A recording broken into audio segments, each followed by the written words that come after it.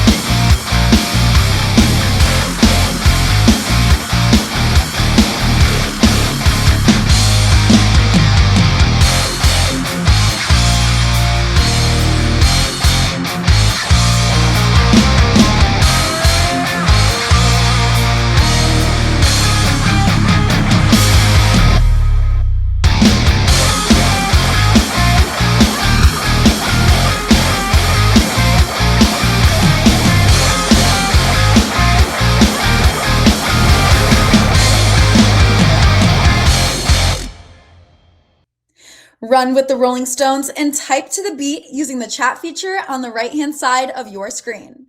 Just be sure to select everyone and not just hosts and panelists.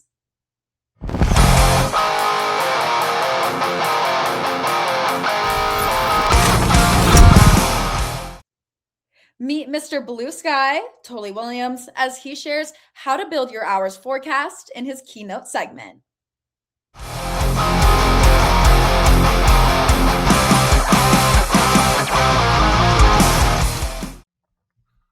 Welcome back to the Fixed Ops Roundtable. To start our day, we have none other than Tully Williams from the Nilo Company out on the West Coast to help us focus on the hours. Tully, welcome back to the Fixed Ops Roundtable.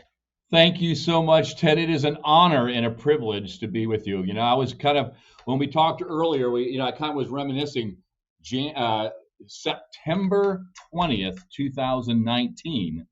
Was the first time you invited me to the Fixed Ops Roundtable, and we had a live event in Beverly Hills. And I thought to myself, wow, how relevant what was in 2019 is still as much as important it is today, what we did back then. So it's so great to see where you've come, Ted, and what you've brought to Fixed Ops Roundtable. And, all of us can't thank you enough, the godfather of Fixed Ops, giving us all this great opportunity and showcasing the Fixed Ops department and how important it is. So all of us, thank you, Mr. Ings. Tully, I remember that day in Los Angeles. You and I reconnected. We hadn't seen each other in a couple of years, and Yes. You actually stole the show. We decided that day that there were going to be awards that were voted on by the audience that was there in person. We had to hold the event in the restaurant because there was no room other big enough to do that.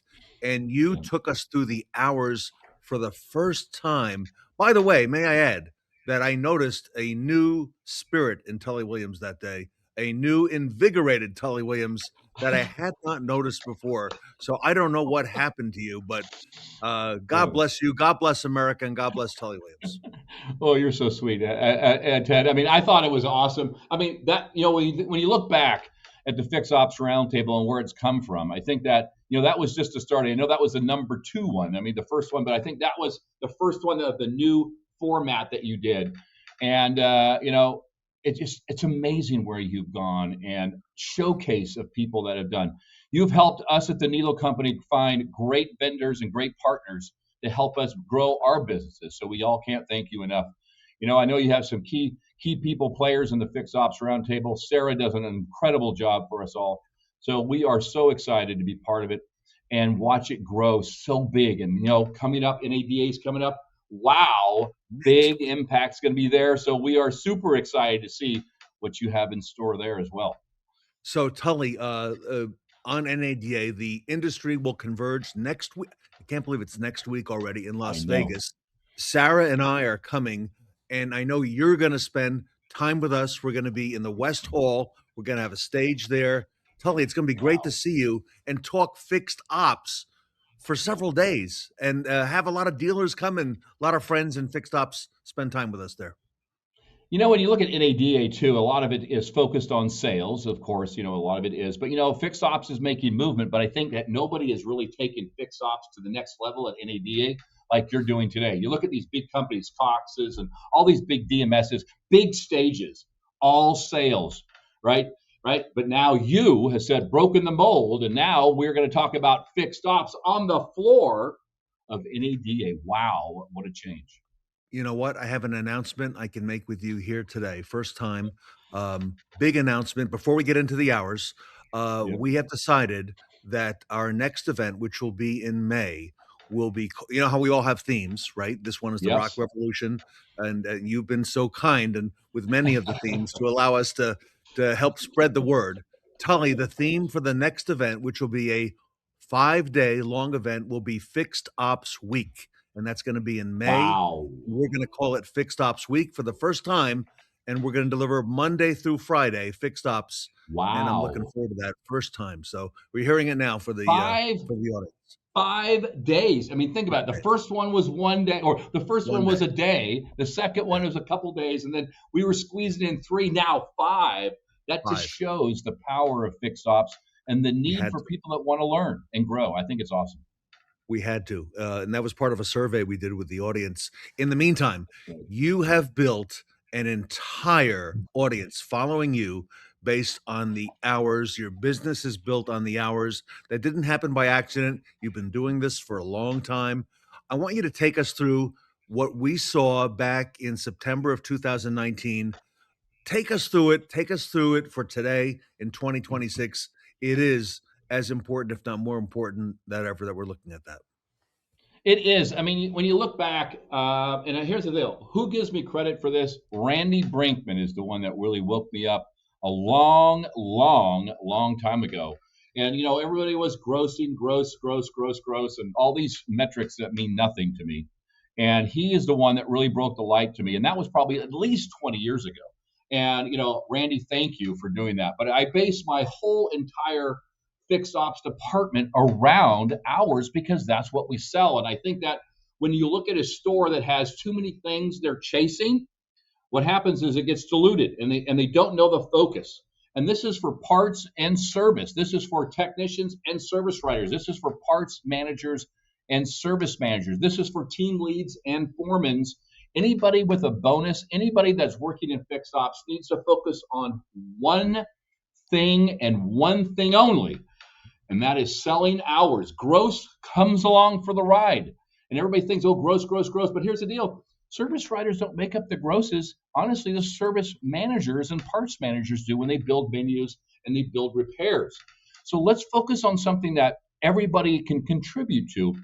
And the people out there in the shop working in the cold and the heat are the ones that make it happen every day.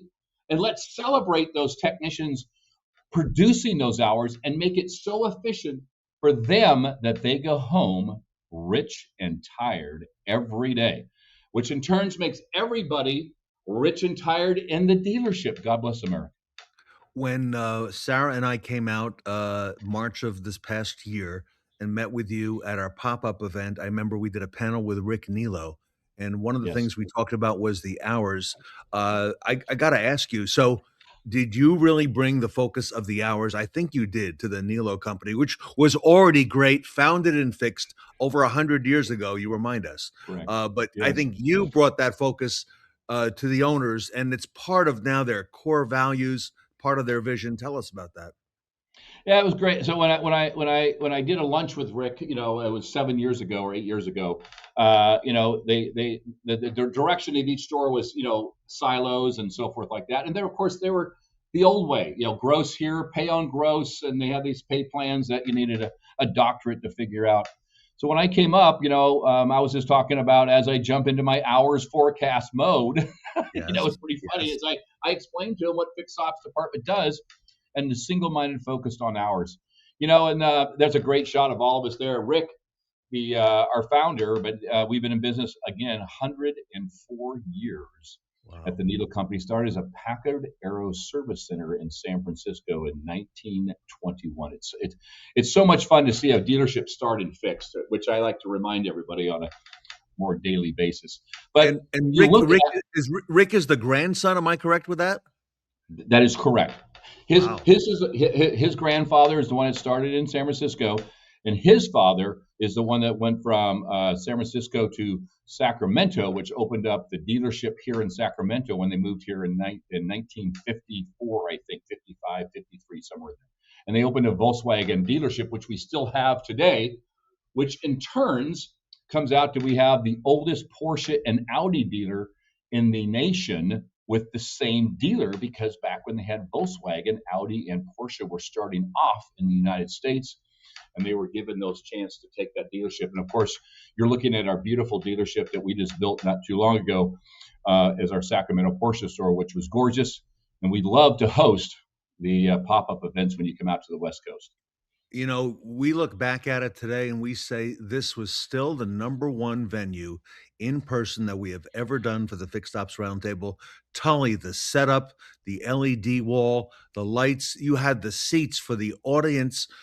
These are people who are friends, colleagues, employees at the Nilo Company. Everybody gathered in that beautiful facility. We had a chance to get a tour of it, see the window on the shop, and all of the latest modern conveniences. And the Nilos really, they do it right. They absolutely are a stellar organization, and it must be very proud of what you have brought to them as well. I think what makes the Nilo Company great is that it starts with our leader, that is a leader that cares about his employees. We have core values that we talk about. We are a team, and we embrace change, and we want to grow, and we want to help the community out. These are things they were on the wall. I remember that. I remember looking at that. Every store has them on the wall for our customers to see and our employees to see on every dealership. But the goal is going to be is that do we actually truly believe in them, right? And do our employees believe that our managers believe in them, right? And I believe that is a yes answer, because people enjoy. We have tenure here. We have service managers 40 plus years. Our controller that runs Mrs. Toll runs the entire organization as our master controller. She started as a receptionist in service department. What a story. Service managers that started as porters and car washes now are becoming service managers at our store. Parts managers that started as drivers, right? GMs that started as a salesperson. Our goal is to grow within, not hire without, but grow within. And that's part of our program for on the service side is our technicians and our service advisors. How do we have a growth path for all of those great positions where they grow into? As a parts person starts as maybe a driver, to a wholesale, to a counter, to assistant service parts manager, and then to a parts manager. As a service advisor problem, maybe start as a porter. They come as an internal advisor or a loaner coordinator, into an assistant advisor, to an advisor, then to an assistant service manager, to a service manager. We've even had one of our service managers now has a GM spot at our Volkswagen store. So we're awful proud of him that a fixed ops person is a GM. But having growth patterns, and everybody sees that there's a pathway of growth at the Nilo Company, which in turn does what? It holds people to stay here. Hiring people all the time does not work, right? Our goal is to hire and have great retention. And I believe at the Nilo Company, we have great retention because we treat people well, we pay them well, we show them a path of success if they choose to follow it, which is, to me, the greatest asset. As all of our stores, we want to have assistant parts managers and assistant service managers. As I tell my service managers, part managers, you're training your replacement. So that means when you're on vacation or sick or have a family matter, the store can run without you. And then when you choose to retire, God bless you when you do, we have success in that department that will just run flawlessly because they already know and the people love that person already. So our goal is to how do we make success in a store focused on one thing, and that is the hours that we sell on a daily basis. May I add that the televisions that we see behind you, Tully Williams, in your office, and I do see the Fixed Ops Roundtable pop-up sign there, but on those televisions, which are throughout the dealerships, without fail, no matter where we go, your employees, your managers, your team is focused on those key metrics that you are tracking every day. And it all comes back, Tully, like you said, to the hours. God bless Randy Brinkman as well. Yep. I still think that maybe you told him about the hours, but you say it's the other way. But the hours are what really drives everything. Talk to us about that, because you've got also parts and service teams working together. It has to do with pay plans. And again, it all comes back to the hours. Fantastic. So just on the TV sets, I believe that knowledge is great. As I run our website for fixed and for sales, is that we want to let everybody know how they're doing on a daily basis. I feel that's a really necessity for us. So I run a website that all that information is there. Technicians and service advisors can look at on a daily basis where they are today, where they are, what happened yesterday, and where they are tracking for the month on all the metrics that we talk about. Yes, we might have some things in there that we probably don't need to have there, but a lot of people are curious about certain things. One is that they're trying to figure out their pay plan on a daily basis. God bless America. We want them to, right? If the pay plan is focused in the right direction, we want them to look at that on a daily basis. We want them to be reassured that how they're getting paid, because now that number is going to be exactly what is going to be on their paycheck when they look at their stuff. But the TVs are there to push out congratulations for our superstars. You know, we rank everybody, which I believe is red, yellow, green. As we talked about how what technician is getting into the 3,000 hour club, as we had plus almost 30 technicians hit that great number. And we had the Millionaire Club. 30 in that 3,000 hour club. Wow. Correct. And we had we had 4 or 5 hit 4,000, one hit 5,000 hours, which is a oh my God amount, right? And how does that happen? We focus on the hours of that store, and we try to make those technicians efficient, and we drive through that. As our service advisors, we have the Millionaire Club, or 6,000 hours sold in that year, and we had a tremendous amount of people get into that club, and we had two people hit $2 million in gross profit. Wow, that is what they write a year. That is a lot of work. And here's the deal. They all go home at 5 o'clock. Our goal is to have a great work-life balance. So it's really good. But the reason we have great success is because we have a great plan on how to get people there, from all of our writers and technicians to our great managers to get there. And that starts with a great hours forecast. Like you said, Ted, how do we come up with an hours forecast? And it's quite simple. Is every technician, and we'll do it simply, should do 10 hours a day. Why 10? A technician doesn't need to work 8 hours a day. I believe 10 hours should be a minimum for a tech, as they want. So our goal is that we have this 10 hours. Now, if you have an hourly technician, we cut that hour in half. So we don't expect them to do 10 hours. So it's 5 hours for that technician. So if we had 10 technicians work one day, we need to produce 100 hours in that month. As you know, what can we not do? Sell yesterday's hours. So our goal is to make sure we have that capacity set right. So now we have 100 hours. By the way, when you came down to Los Angeles in 2019, you called it same day selling. You said you can't sell yesterday's hours. You got to sell them while the car is where? In the shop. Now, today. Correct. And same day selling is, I would say, same visit selling, but I love the word same day selling. And we use the program X Time, and what it does is it tracks what we sell. And when we look at our great technicians do those great video inspections, which is at 100% of every car that comes in, and we do a video inspection at 100% of every car that comes in, and we've been doing that from the day I got here. Is the goal is going to be that our technicians are making recommendations. That we would sell our family members, right? That is a key issue here, is that we're not selling things we don't think the car needs or wants. We're selling what the car only needs that our technician marks that are reds, and we want to market those reds. We do mark yellows, but we warn the customer about yellows. If they want to buy yellows, let them buy yellows, but the goal is going to be is to recommend the reds.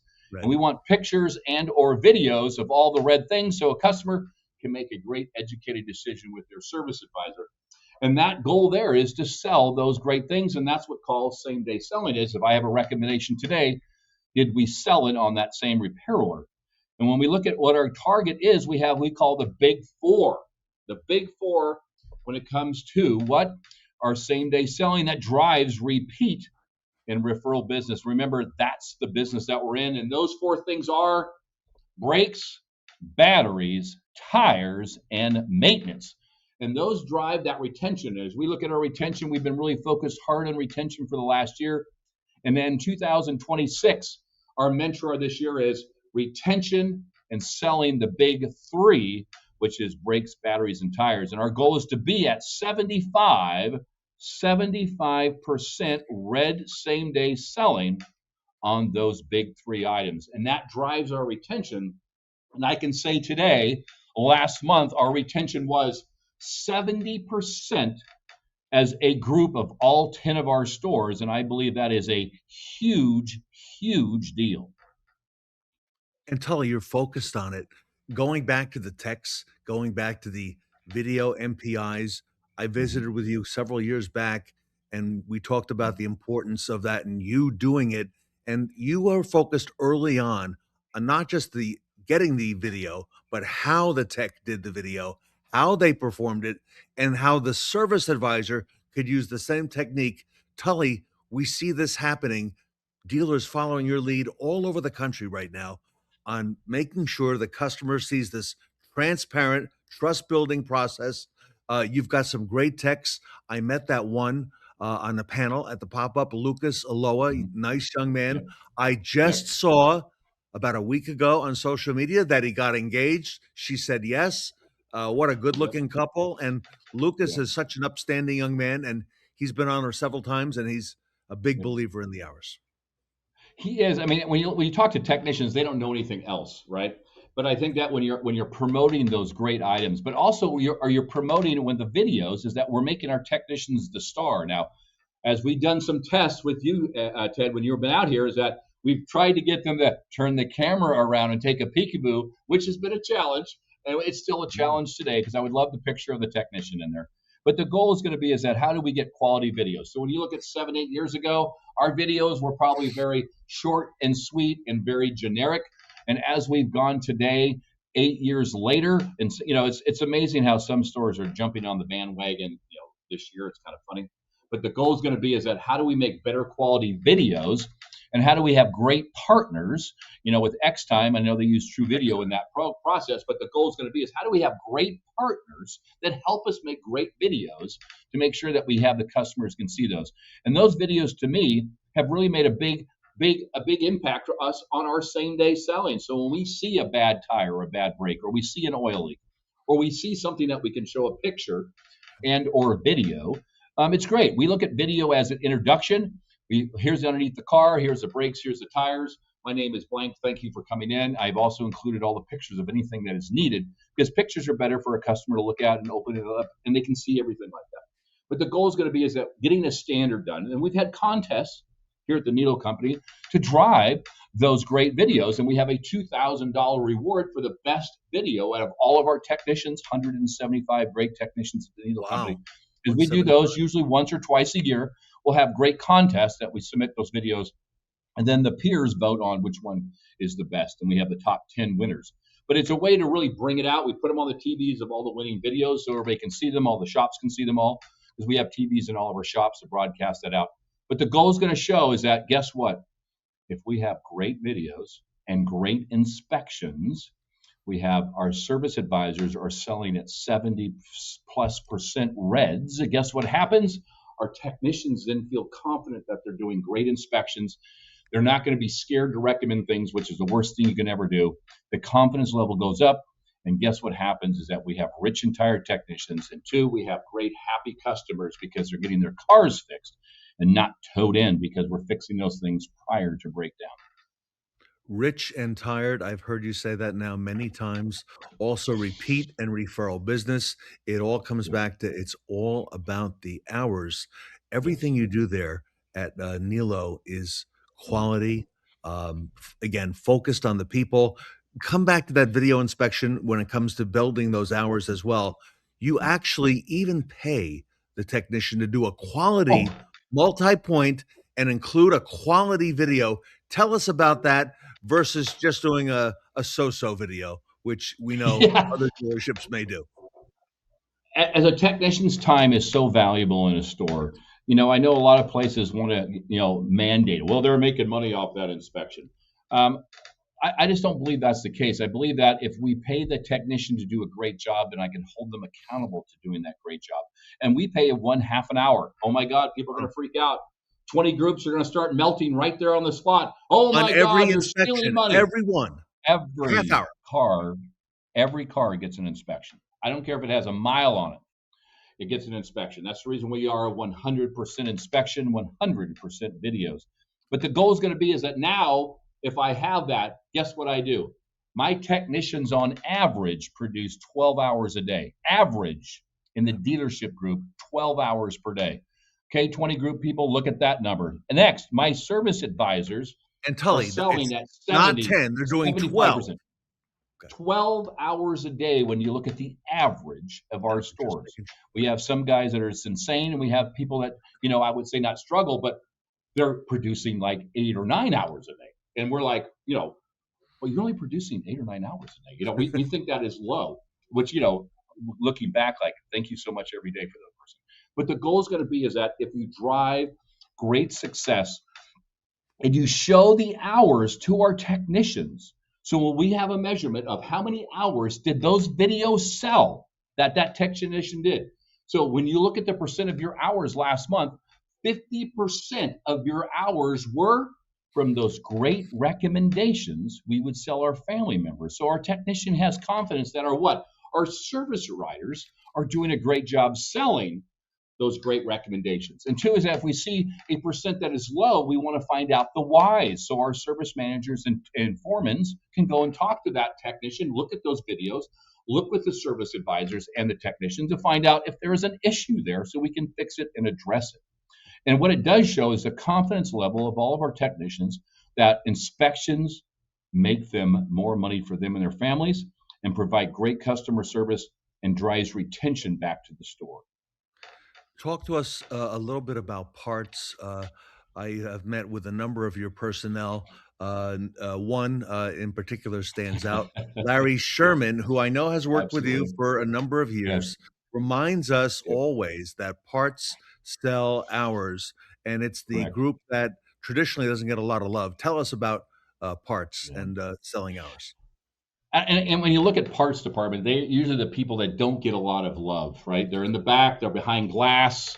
We blame them for everything, no matter what it is. If we misdiagnose the car, I text and I figure out it's the parts department's fault. The parts guy. And here's the thing about that is that you don't include parts in everything. And Larry Sherman is exactly right. Parts sells hours. You got to remember, we would not make a living diagnosing cars and pushing them outside. It just would not work. And having a parts department that is part of the team is really crucial. And a lot of our stores, and Larry Sherman is one of the pioneers at the Nilo company that started, is that our parts advisors, right, our counter people are not behind a counter, behind a piece of glass. They're out in the shop and roving carts, talking to our technicians, rolling up to the car and ordering the parts at the technician's stall. Oh my God, what a concept. All those steps. 175 techs. Look at all those steps that are saved, Tully. Correct. And when you look at that number there, what happens when that person's out there in the shop? That person now is a great human being that's helping technicians produce hours. And now the camaraderie of everybody together is that it's not parts and service, it's the fixed ops team. And now the parts department feels like they're part of the team. So when we have shop meetings, when we have tech meetings, parts department has to be there. They can't be behind the glass sipping coffee. They got to be out there with the team, because without the parts people, we can't do it. Now, do we have issues with parts, with back orders and stuff like that? That's an OEM problem. And when we have clean inventories that our parts managers look at, we have $6 million in inventory. And last month, we only had $43,000 over 12 months. Okay, that's a very small percentage. But the goal is going to be is clean inventory does what? Has more parts available that we can sell our technicians to make them more efficient, so we have them. So our fill rates are at the highest possible rate we can get. So we monitor fill rates is one of our key components to make sure our technicians are successful and our same day selling time, because without the parts in stock, we can't sell those great valuables, especially when it comes to those key indicators, batteries, brakes, and tires. You have built a culture built around the hours, not just for service, but for parts. You let everybody visually know where they're at. All right. Because in the car business, I want to know where I'm at on any given day of the month. You've made it visual. You make it a great place to come to work, Tully. I want to pivot a little bit because a lot of our audience is tuned in this week because they're going to head next week with you and I to Las Vegas to NADA. Yep. Tully, without mentioning any names, we want to know what kind of things you're going to be looking for on the floor at NADA. And I can't imagine how many you have been to, but when you go to NADA this year in 2026, what's going to be on your eye? What are you looking for? You know, you got the West Hall and you got some of the guys in the North Hall. Okay, I know you visit both. I've seen you do that. What should we be on the lookout for this year? Great question. So when my compadre Dennis from the variable side, we're there to look at what's coming up, what's next. We Okay. feel our partners are keeping up with technology, maybe not Yes. advancing it as much as we would like, but the goal is going to be is that we're looking for these small companies that have these small little niches. Think about Numa back in Yeah. the day when they first started. Think about these call centers, Volley, like I'm using, right? Small Molly. little companies that blew up, right? Think about all these small companies. So what's the next big company? Now AI is the talk. My thing with AI is I believe humans are much better than an AI thing. Now AI does have its place in the fixed ops department, and we're trying to find companies that are willing to use that AI technology to benefit our technicians and our service advisors. And those are companies that I'm looking for. What great technology that you have that can increase our productivity with our riders and our technicians and have better communication with our customers. To me, those are the things that we're looking for today. And what's happening tomorrow? What are they looking at? A small company that has a 10 by 10 booth, they probably paid a ton of money to get there, but they might have some of these great little small technologies that, wow, that's a great idea. I think I want to learn more about that, right? That's what we look for at NADA. I'm not here, and I love Cox to death, and I'm an X-Time fan. I was with X-Time when the founder, Neil West, started. The issue is going to be is that, Cox is Cox. I'm looking for those smaller companies that are trying to make an impact, and what do they have that looks different? So that's what I look for at NADA. All right. So keep our eyes open, focus on fixed as we go to NADA. There's a lot to see. You got a lot of time to walk the halls. Look at those, of course, the big companies you want to visit with your DMS and so Absolutely. on. But look for those 100%. smaller companies, maybe who are spending all their marketing budget to be there those couple, Correct. 3-4 days and listen and look. And I remember when you found Dealer Pay, Julie Douglas, now a big part Yes. here, and you brought something that we hadn't even been thinking, wasn't even on my radar, modern payment convenience, and you brought that to the Nilo company, and you've made a big stride for the customers as well there. I think that this is a great time to talk about this, and I'm glad you brought this up, is that as people look at the Fix Ops Roundtable today, Okay. the week before NADA, what's nice about the Fix Ops Roundtable is that you profile not large companies, you have those, but you also profile these up and coming things that you've kind of gone through to make sure they're legit. So you got the stamp of approval from Ted Ings, but the goal is going to be is that we can now look at those, those commercials or listen to those great panels that they're talking about and say, wait a minute, that's a great idea. I think I need to write that down and stop by and talk to them personally. I have done that personally. And Ted, you have helped me out. You know the vendors that I've used that I've got through you, right? And the thing is that we look at a Fix Ops Roundtable. I love Ollie. God, that guy's smart. So what Scott do I do? Davis at Ollie. Yeah, he's great. He's gonna be on the show today. Absolutely.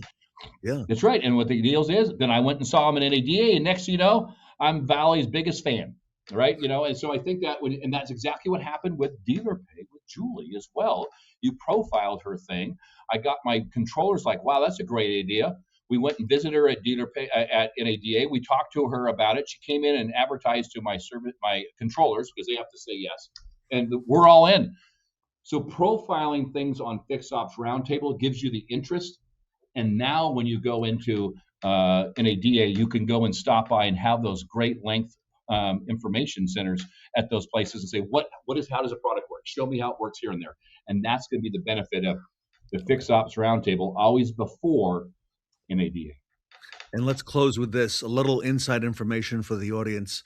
I love the times when I text you or call you up on the phone and say, Tully have you heard of this company?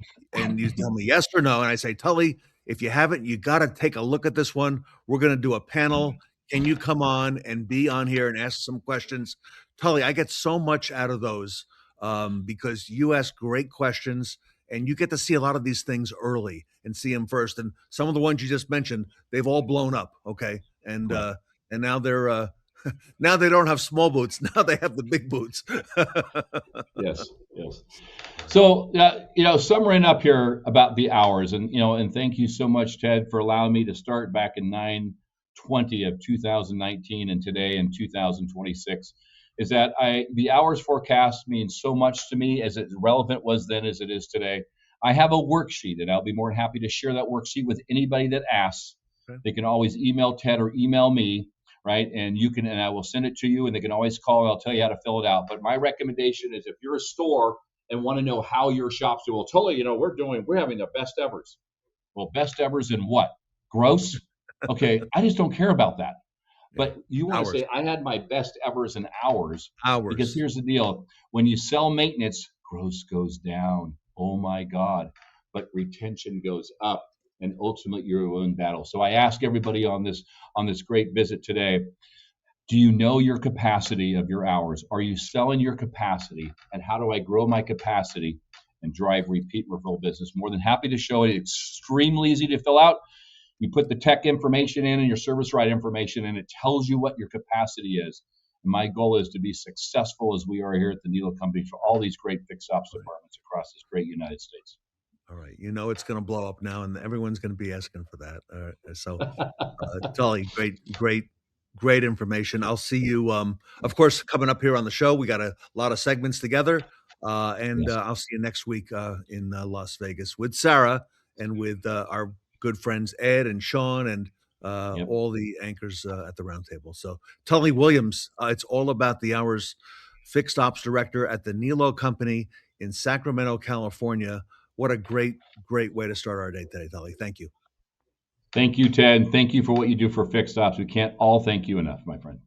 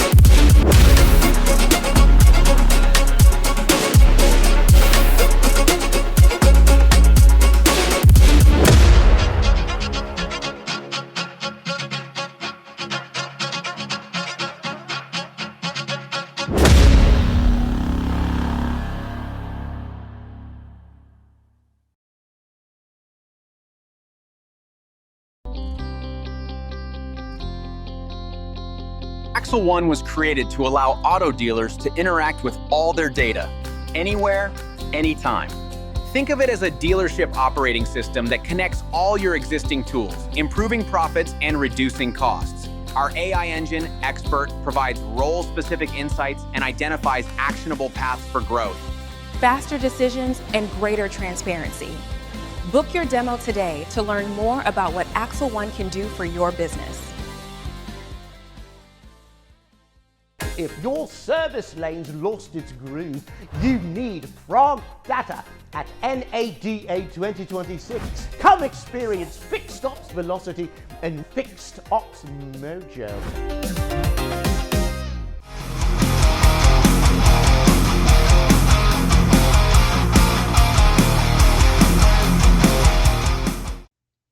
You've heard of AC/DC. Now introducing ACLARO.AI and our next panel with Sarah Van Tine and Ted Ings.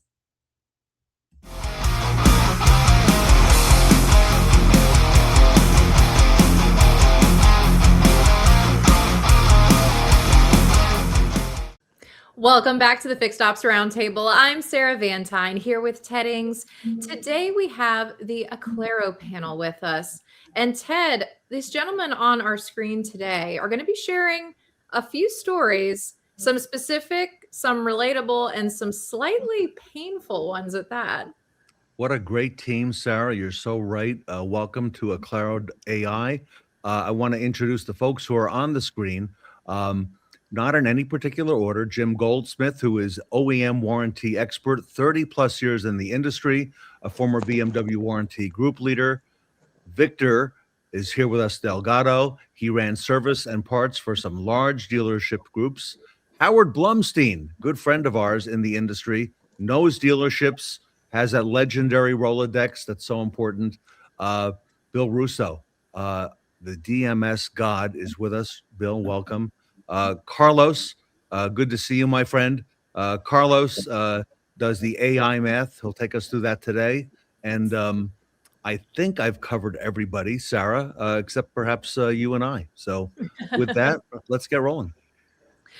Well, to kick things off, I want to come over to Victor first, because I understand, in the interest for our audience today, these stories that you're going to help share with everyone.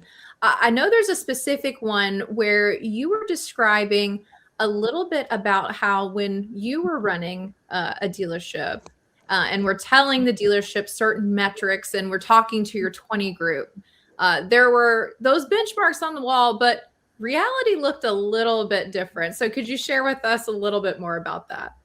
Certainly. When we look at growth in a dealership, we look at how much money we're bringing in, but sometimes we don't know what we're bringing in or how we're bringing it in.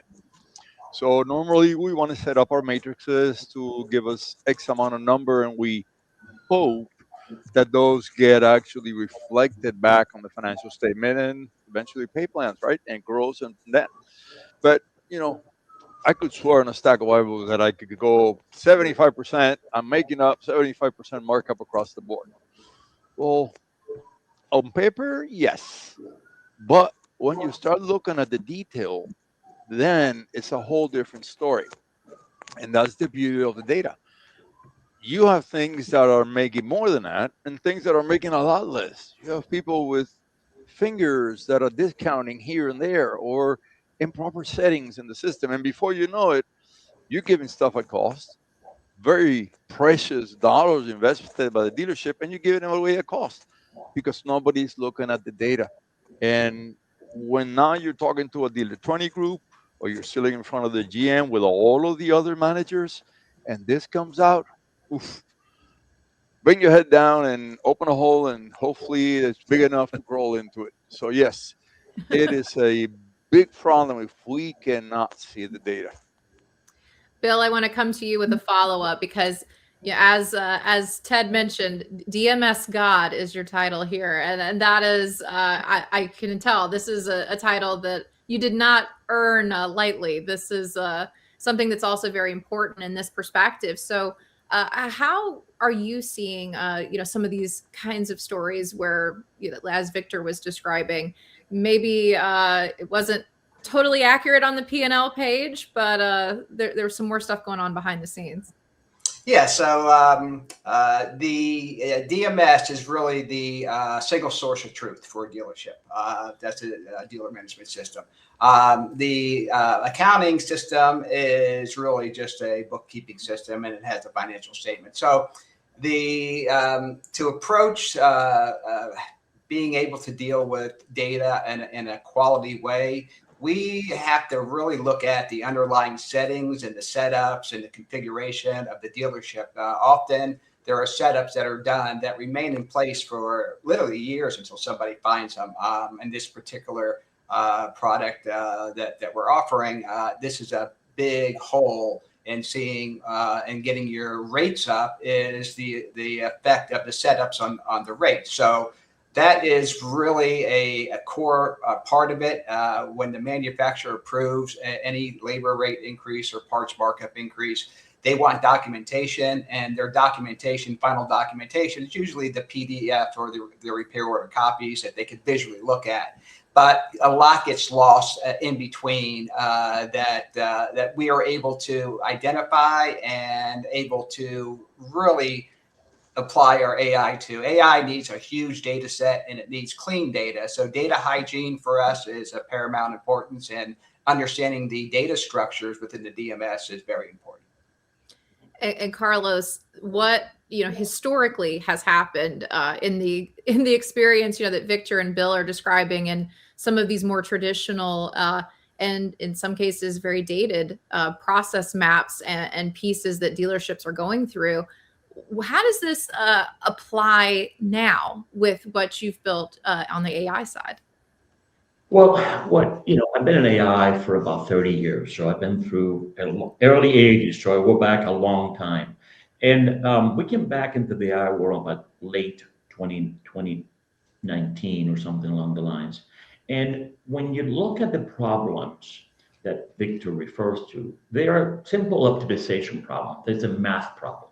So we look at the problem as what's going on with the data? Where are we peaking on the data? Where are we filtering the data properly so we can come up with the best optimal number? So, I can get very geeky at that, but at the end is, how do we look at the data and think of your climbing a mountain? When do you get to the peak? And you say, okay, we're here. This is the best solution that we have. And when you think about the number of times you do this, and this is what computers are so fast, so good at this, is we run thousands of optimizations. We run thousands of just changes to see how it fits, how it will pass. And at the end, it needs to pass muster with the OEM. So this, you don't make this up. The data, what we provide is data driven. And sometimes, as Victor says, there are kind of ugly things out there. We think this is number and the data shows this, and you have this very bad discussion with the fixed operation director, VP, and saying, hey, you're giving away the farm. And those are ugly discussions and we're trying to get ahead of that. And there was some great products coming to that to help the managers to run their day to day with, what am I doing right? What am I doing wrong?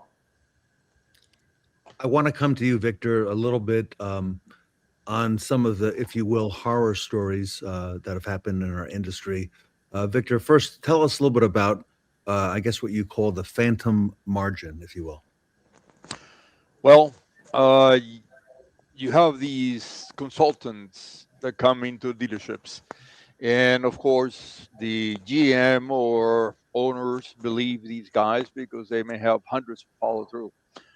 But when they come in and they offer these things, you say, yeah, great, let's do what they say. Let's change some of these settings in the system. And now I'm going to jump another 20% of my gross. Well, little do they know that all the effects that are happening on the part side may be controlled by options and situations on the service side. If you have a menu pricing usually is a fixed price. You're done with that price. And a lot of times, the lower portion of the gross goes to the parts department, even though you may be putting a lot of this stuff in there. On the other side, you may trigger happy people that want to increase the gross. So they make all these changes or reduce because they have a buddy that wants to reduce the ticket somehow so they can get it sold. So when you don't look at these exceptions and these overrides, you think you're making the world, you're getting diamonds when you're actually getting glass, because it's not really what you're working for. You do the settings, you expect them to follow through. And again, someone was there 20 years ago, or they just got onto this DMS, and they usually have a set of default setting. And unless you know where to look, unless you know what they do, unless you know the impact, guess what? You're working on 40, 50-year-old history, or whoever the parts manager was 6 years ago, 10 years ago. So yes, you can find out that some of your possibly better gross parts are being given away at a very low percentage, which eventually is going to affect your impact when you're doing a parts markup increase, because that's what they need to look at. What is the traffic paying? If we're overriding it low, we don't fix the data. It is what it is. I mean, whatever they do is what we show them. Like Carlos mentioned, there may be some discussions there they may not like, but we're not creating it. We're simply showing it. And it is hard if you think that you're doing great and then the data shows totally different.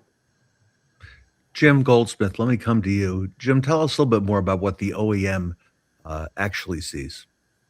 I think one of the things that was most surprising to me in a way when I was head of warranty at BMW of North America was how often the posted door rate was not being achieved by the dealer. You know, they were well below because service advisors were discounting excessively, and all of a sudden, and they think they're at that door rate. In reality, before they even get started, they're well below it. They don't realize it. And then they want to make a submission to the warranty department. And then when we audit it, they're already, you know, in the hole. And then we're seeing, you know, the wrong labor ops, bad math, missing ROs, and they're just starting way behind just to begin with. And they really hurt themselves a lot doing that. And that was really surprising. So, you know, that's one of the things that we can offer is that we can help, you know, dealers see some of these things and point it out to them and make a better submission. I'm already seeing and feeling the experience on this panel and how you're coming at it from several angles. Bill, tell us a little bit about the DMS black box, if you will. Okay, so the DMS is maybe more of a black hole than a black box, but because the different departments, as you know, dealerships have variable and fixed operations. Within fixed, you have service, you have parts, you may have body, but primarily between service and parts, there is a big disconnect in terms of their objectives sometimes. So as this black box, and you know, I've put together lots of software for many of the top DMS providers, and I had the DMS which I sold back in the 90s. We really looked at the integration between parts and service because they're working towards a common goal. So when you have situations where a service department wants to take a menu, let's say, and put a $300 menu item and maybe stick 250 of the labor and 50 of the parts, parts really gets hurt on that. But service sometimes is the one that's setting up the menus, and you don't have the setup. So taking the silos of service and parts and the settings and being able to explain them to the managers in their respective departments at the fixed ops director level, that person may know. But a lot of times the parts manager is just stocking inventory and filling stock orders and got his setups done. And the service department is just the one working with the customer. So that kind of tells a story why we've got to look at this in a holistic approach, but still maintain their silos because they really don't want to learn each other's businesses. Yep. In many cases, exactly like you said. Carlos, let me come to you. Tell us a little bit about optimization, what you call the optimization bomb, if you will. The optimization bomb. I mean, just going back to the discussion that we started on the black holes. We optimize data as the data comes across. And what we have found, a lot of surprises where somebody specs, probably the biggest one that happened to me, and it was a big number. There was a parts markup. It was 59%. The data show 59%. And you can't mess with data. As Jim knows, the data is the data, and you're going to be mentioned about that data. We took that number 59 to 77%. We optimized. We got a really nice. We're super happy with ourselves. Then we go and talk to the head of fixed ops, who's a fairly large customer, and he looks at us and says, why would I want to file for 77 when I'm already getting 75? And we all went, well, the reason you think you're getting 75, you're at 59. And that is a big issue. That is a big issue. And that drives some of the new products we're working on is the ability to provide an AI agent to give to the operators, people working, the fixed ops director, the director of parts, or just the parts manager. How am I doing? You're literally asking the data, how am I doing? And as near real time, so we can get data every week, we can tell you what's happening. We can tell you when things are not moving around. So you can correct way before you do the optimization. So optimizations are easy if the data is clean and everything's fine. And it's just a math problem. The ability to keep everything on the line and making sure we don't have surprises, to us, is huge because we want to be an agent of change. We want to help. This is not something that you can go and say, see, you screwed up. There's a problem here. That's a bad way to present the data. The present that every week you can go and say, how am I doing? Oh, you have Joe over here doing very well. They have this new employee over here doing something else. And look at this. You got so-and-so works at a Kia store. He works over here sometimes, and he's booking all the Chevy jobs as Kia. Now, that's a problem because you're mixing apples and oranges, but you want to get ahead. Before the Chevy guy said, what's going on here? When the financial statement looks all screwed up. So that is what we do. We use the data and the new technology and a friendly agent. Think of a ChatGPT bot that says, hey, how's it going? How am I doing? And it'll come back with answers that they're not confrontational. They're basically giving you some feedback of how to improve. You should do this. Look at this. You're setting right. So it becomes a way to enable the people behind the counter to get better. Because I don't think they mean to do something stupid. It just happens. We're here today with ACLARO.AI and Ted, this panel, lots and lots of experience, lots of great takeaways for our dealer audience today. Carlos, I want to come back again on the AI component, because Ted and I at the Fixed Ops Roundtable and across the industry, AI, it's no secret, this is the word probably of last year and this year. It's everywhere. We're hearing AI in all of these different components and facets of the dealership. But for our service and parts directors listening and our dealer leadership that's listening today, that can sound very daunting in this entire ecosystem. And I know, from the DMS and the CRM side of the equation, dealers are already, when they go and they run a report and you're trying to get one data set and you see 15 different options to run the same type of data and understanding those intricacies. And then Carlos, here you are describing, I'm going to have this conversation with my AI and I'm going to get that information that I'm seeking and it's going to be accurate. So help us, really walk us through what AI actually does in this environment and help us demystify it. That's a great question, Sarah. The big thing here, guys, think of pieces of knowledge. So we take, you take the OEM manuals that say, hey, this is what we accept, we're going to accept. Then you look at the state rules. State you can do this and you do something else. So we basically have a way to read the intent of what is being done in the car and come up with a decision and say, yeah, that's a repair because of this. There's no magic to it. It's just we happen to have trained the system. Think of a very smart tech that says, hey, Junior, this is what should be called. It's maintenance. It's 30,000 miles. It reads what is supposed to have been happening. And then we start classifying it and say, does that violate the rules that the OEM has? And it's just all behind the scenes. And it says, okay, no, it doesn't. How does that look with the state? And again, we take the state statute and we convert it into a math model for our practical purposes. And we use it to balance things up. And we just, at the end, we ask the question, is this thing a repair or maintenance? And the reason why? And then you can say is defined because the statute says this, the OEM says something else, past practice has been like this. So it just helps the system to take all this knowledge. We take all this knowledge and we put it in a piece of software and we ask questions about it. So it's if you all have used ChatGPT and say, what's the best movie? It's kind of the same thing. It takes the knowledge and it makes it accessible.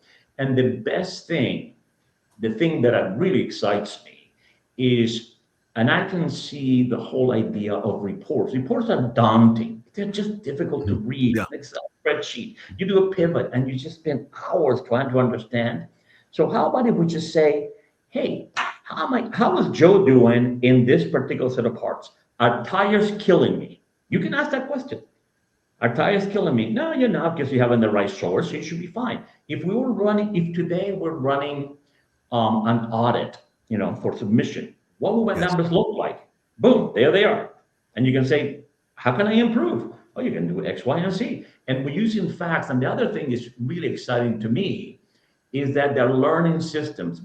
And you'll see how we started here and we move a little higher and a little higher. We keep adding knowledge, building knowledge. When we see a hole that we don't know about it, we got to figure that out.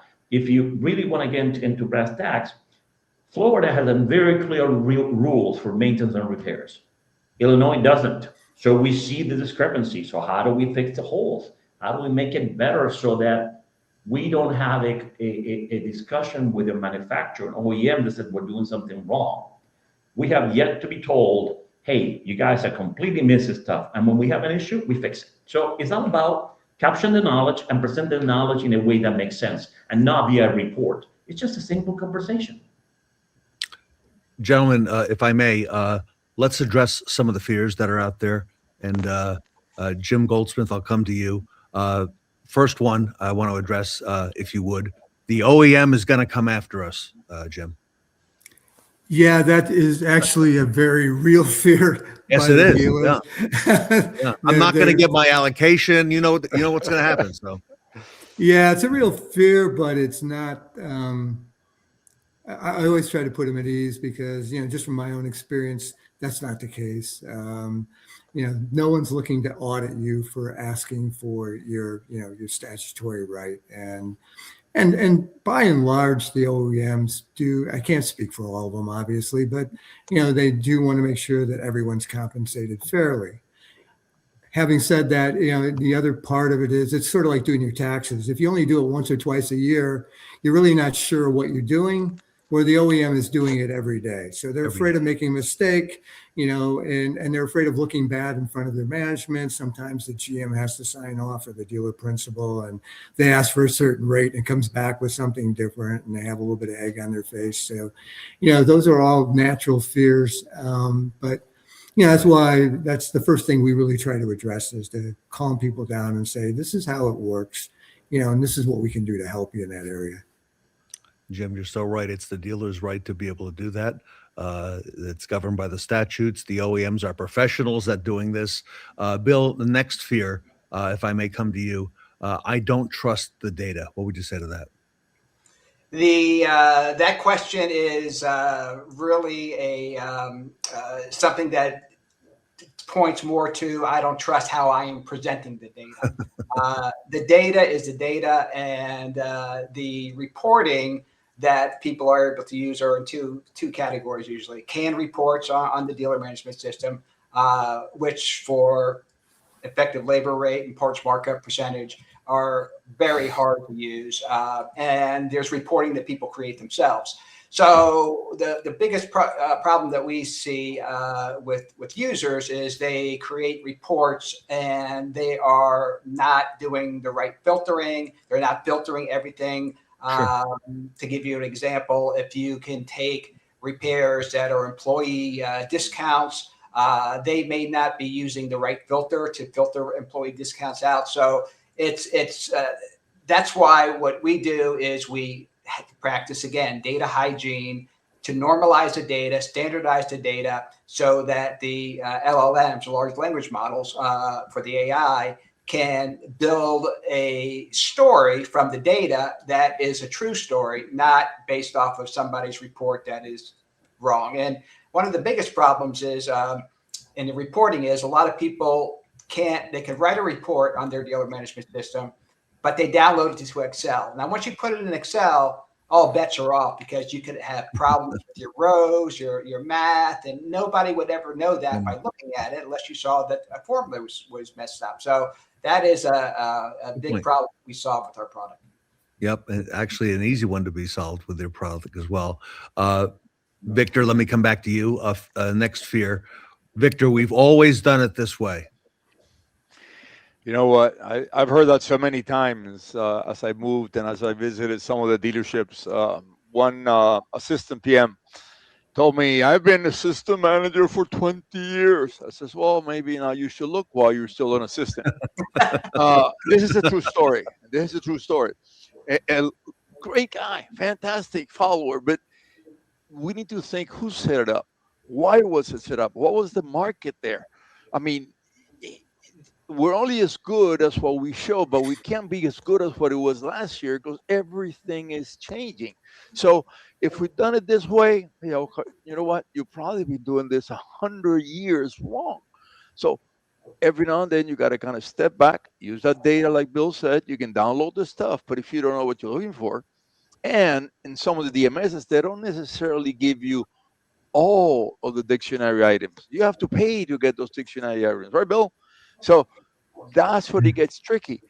Okay. If you're mature and experienced, good service manager or parts manager, you create situations that you go out of the box, you look at it from a different perspective, and then you see why is this. Go back to the root cause analysis.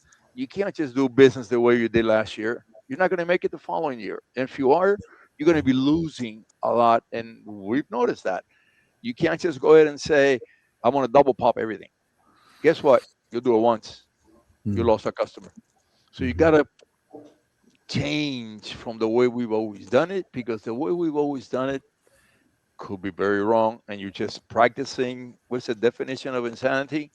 You're repeating that Continue to same do behavior. the same thing. Yeah, and expect different changes, different happenings.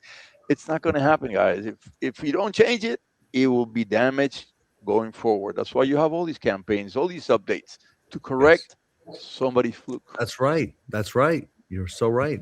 The next fear, my last one, Carlos, I'll come to you. AI. AI is going to take my job. I don't believe that. I think AI is going to make your job easier. I mean, think about an audience. They're facing people. They're working with people. They're touching things. That's one thing. AI cannot replace the touch. Cannot replace what you do. It's just helping people. There are some fields where AI is going to cause some job losses. But in the field we're on, it just makes you smarter. It makes you, it helps you do some things better. So if you want to spend time around, screwing around, trying to optimize a submission, and we have seen many of those, you can't beat the machine, man. The machine is faster, it's better, knows more. And it's just like, remember the good old days of calculator. We did things by hand, and then the calculator came in, and the job didn't go away. It just made you better, and you're doing better things with it. So I don't believe it's going to lead to job losses in the customer we serve. I think there will be some impact to the consulting side, because you're starting to get the knowledge into a machine, and that is going to have some effect on the consulting side, and also effect of the cost of doing business. So it's an exciting. To me, it's exciting. It's the first phone call or the engine, and it went from the flying. It's just something new has happened. You got to embrace it and use it. That to me is the way to do it. Sarah, here we are. We're a month in already to 2026. We're at the end of January. A lot happening in our industry. Nothing probably more timely than warranty. It's a huge chunk component of the dealership's revenue. And ACLARO.AI has really put together an amazing platform to help dealers take advantage of what they are entitled to, and to do that with all the benefits of technology. And the gentlemen who are on here are very seasoned at being able to help the dealer in various nuances in getting this done, and making sure that the dealer files for everything that they are entitled to. Ted, this is so timely, as you said, for our industry and for our audience today. If you want to learn more, ACLARO.AI at the bottom of the screen. And gentlemen, any other takeaways for our audience? How can they learn more? You can, send us an email to sales@aclaro.ai. Go to our website. Just give us a call, 1-800-2-ACLARO. So he's got the number out there. So just reach out, sales@aclaro.ai. One of us will get back to you really quickly, and we'd love to talk shop, guys. I mean, and one of the things that we really love saying, okay, give us your data. We'll tell you what we can do. I mean, you can just, if you don't believe what we can do, let me show you what we can do. And we have delivered some eye-popping numbers. I mean, our numbers are into 6 figures. We're surprised when they're only the low 6 figures. That's where we go, oh, what are we doing wrong? And it has to do with a smaller dealer, but increases 20, 30, 40, 50, 70%. So we got a couple of stories where dealer goes, we got the best number on the whole zone. So they're our biggest fans. So they got the number, they're happy to tell their friends, and it works. The biggest impact you're going to make this year, everybody, on your profitability in service and parts is with these gentlemen here at ACLARO.AI. Speak to them, reach out to them. I'd like to invite everybody on the panel back. We're going to be doing this again in a few months at the next Fixed Ops Roundtable. I want to find out a little bit more, maybe meet with some dealers who are doing this as well, and we'll talk about some of the success stories. And you're right, some of the numbers are eye-popping, especially once a dealer gets started. So Carlos, Howard, Bill, Victor, and Jim, thank you so much for your time today. Thank you. Everybody reach out to ACLARO.AI, and great honor to have you gentlemen here today on the Fixed Ops Roundtable.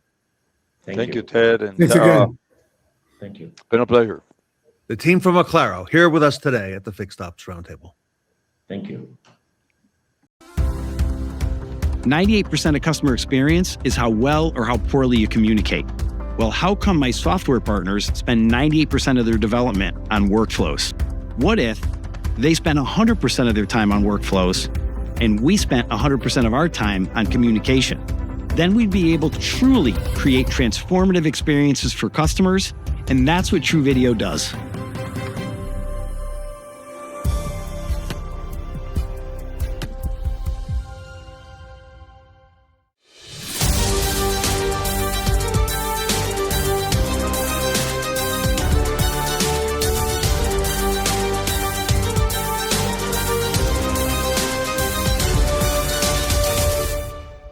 Luma Scanner has landed. A breakthrough in automated appraisal that changes everything.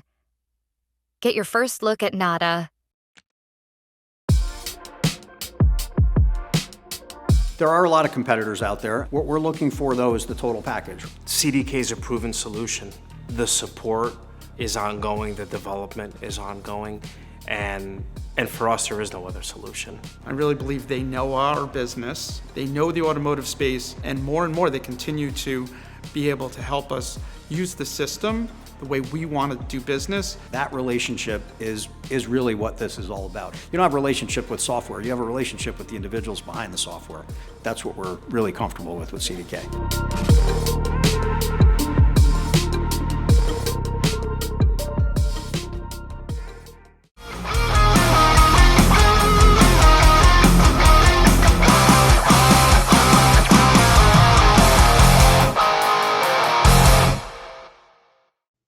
Join us at our Suburban Collection pop-up event as we learn from the leaders at LITHIA.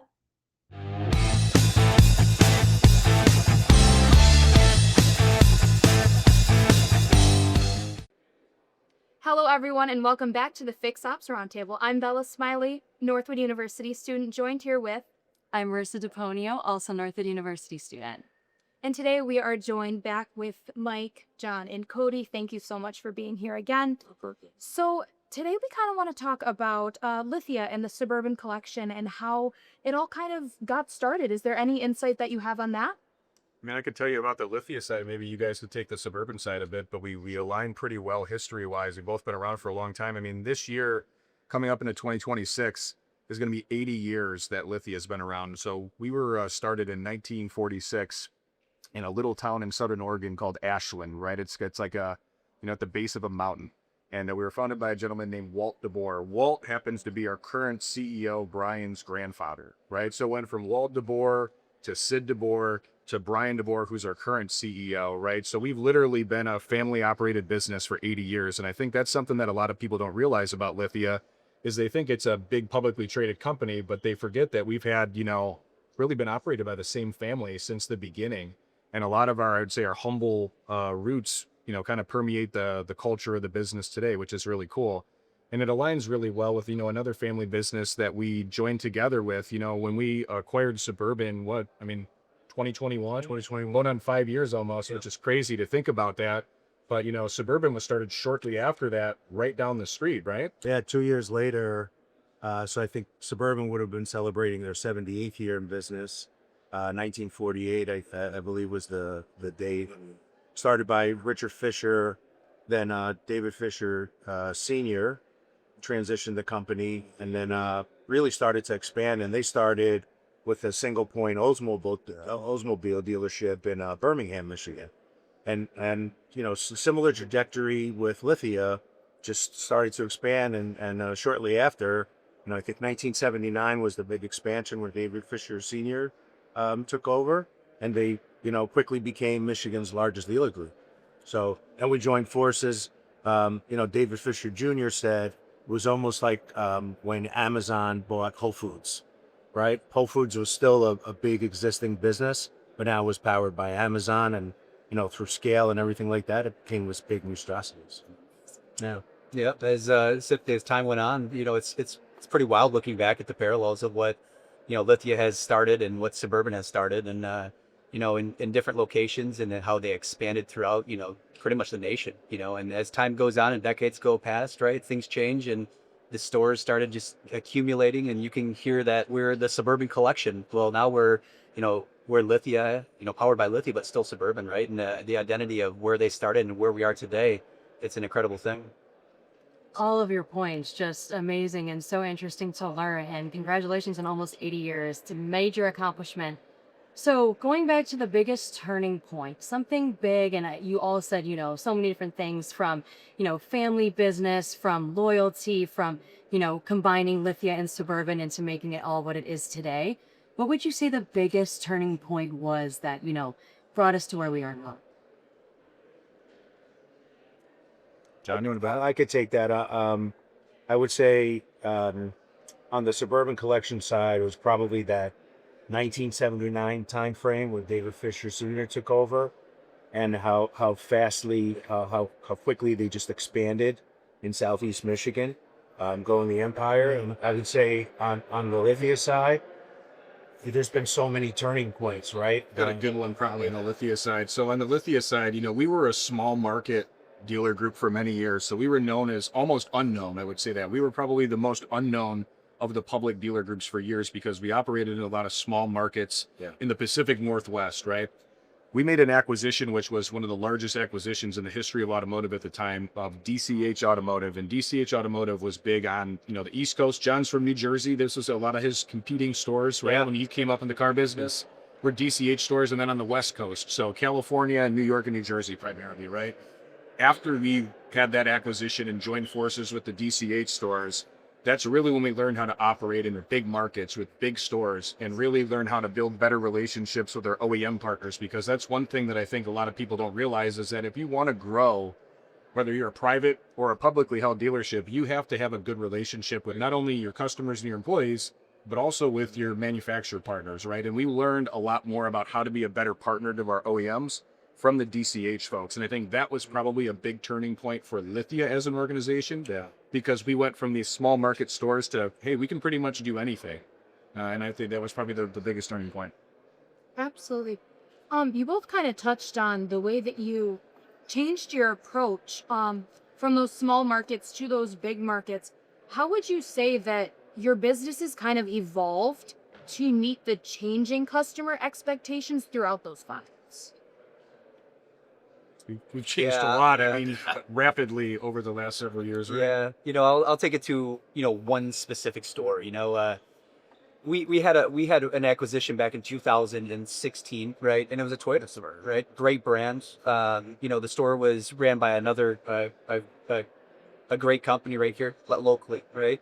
And things changed and the store changed hands, and you know, to see the growth of that store was pretty wild. But what we had identified is there is so much customer demand out there, and we really need to figure out how to get there. And you can see it in just one small store to a you know what, we have a we'll call it a metro that we look after. Then we look at a state, right? And then we look at the nation, you know, and there's so much opportunity that we have out there. And, you know, Lithia as a whole, you know, they really open our eyes with that and say, you know, we can do much more with, you know, with what we have today. So we're leaning into things like AI, right? That we, you know, wasn't even on the radar 3 years ago, right? 3 years ago, wasn't on the radar. Yes. It's implemented into probably every one of our dealerships in some way, if not multiple ways right now. I believe we just did a panel talking about mobile service, right? Mhm. Mobile service pickup and delivery. That wasn't on anybody's radar before COVID. Now that's a critical part of our business. At our Ford stores, 20% of our ROs, right, our repair orders come from mobile service now, right? We're starting to see that grow in our other brands also. So really leaning into something that Jeff Bezos said, it was start with the customer and work backwards. And I think if we start with the customer and what they're looking for, right, and then we kind of back into this instead of saying, here's the process that's easy for us that we like, we want to try to fit you into this process. We're really trying to learn and evolve and grow as a company to figure out how do we serve the customer and meet them wherever, whenever, and however they need us to. As a marketer, hearing that, you know, music to my ears, that's exactly the goal. That's always what we're pushing for.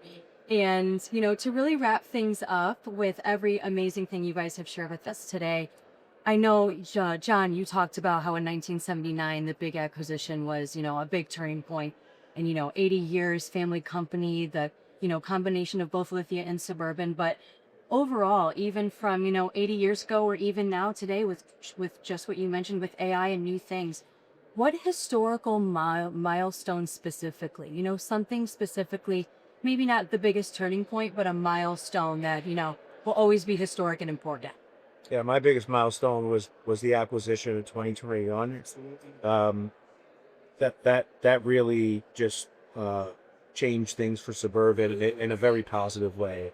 So that's probably the one that I would say sticks out to me the most. And then on everything that I've been seeing past that, you know, with Lithia, there's just been a countless amount of milestones. When we look at all the horizontals and verticals that we call them internally, you know, the getting into driveway and green cars, you know, how we're thinking ahead with EVs. And I love what Mike said, you know, we're trying to meet the consumer where they are today. Because, you know, not everybody wants to have their car serviced at home. They still want the traditional dealership experience. And, you know, we have to look at that and say, how can we make it better and better and better? Again, just whatever the consumer wants, that's got to do what we. Oh, absolutely. Well, thank you all so much for being here with us today. Marissa and I have enjoyed it so extensively. I think that the value and the insight that you provide is most helpful to everyone in the industry, but also to us Northwood students as well. So big thank you to the three of you here today. Oh, thank you. Thank you, and we'll see you next time on the Fixed Ops Roundtable.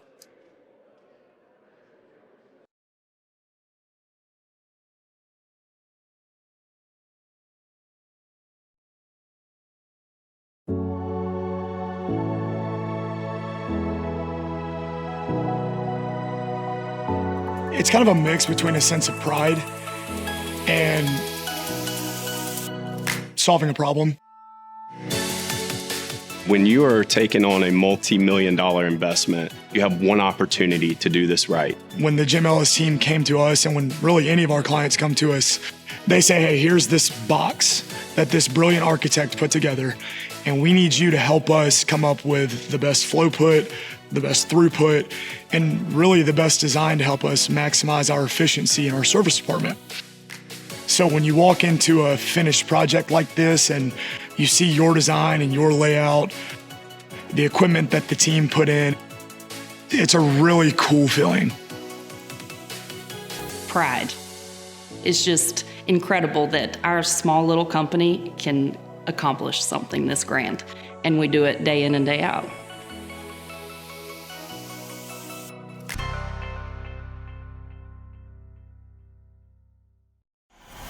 The last couple episodes have been neck and neck. This will be like our most competitive one yet. we're all just ready to bring our A game. We know it's sink or swim. The other teams, they seem to be running around like crazy, so I think we're doing pretty well. You have a really strong team. I'm really excited for that opportunity, but nervous as well. We're down to the last 4.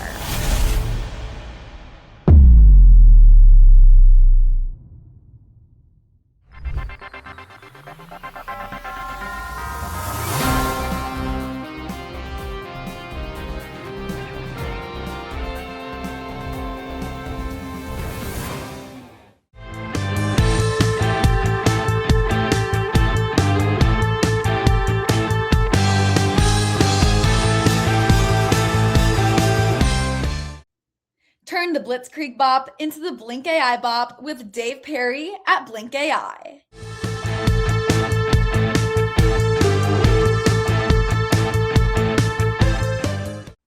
Welcome back to the Fixed Ops Roundtable. I'm Sarah Vantine here with Ted Ings. Today, we're going to be talking about how AI has sometimes overpromised in fixed ops, what's finally changing, and what dealers should actually be paying attention to. And Ted, we have quite the conversation today. Sarah, we really do. Dave Perry is with us. He's CEO of Blink AI Automotive, great friend of the Fixed Ops community. Dave, welcome back to the Fixed Ops Roundtable. As always, Ted and Sarah, it's great to be here with you. I always look forward to jumping on a call and seeing you at events. So great to be here. Dave, you've been working really hard in this area, and there's a lot of buzz about AI, as there has been in the past. And I thought today that maybe Sarah and I would ask you a couple questions and have you clarify some things, and help the dealers who are coming next week to NADA as well, and those who are not coming, and maybe answer some of those questions for us. I'll do my best, Ted. We're looking forward to it here. The NADA is, of course, the biggest conference in our industry, and we've already got a lot of our meeting schedules booked out. So we're anxious to see everybody that we can at the show, and hopefully we can answer some questions for some of the participants today too. Well, Dave, to kick things off, I want to touch on something that we talked about briefly in the green room, because it's something that a lot of our dealers that are listening today may not be thinking about. And this is the perfect time to really be aware of what's going on behind the scenes, but talking about workflows. So I'd love to get your perspective, because, in our CRMs and our DMSs, there's a lot of behind the scenes code that maybe a dealer isn't completely thinking about every single day.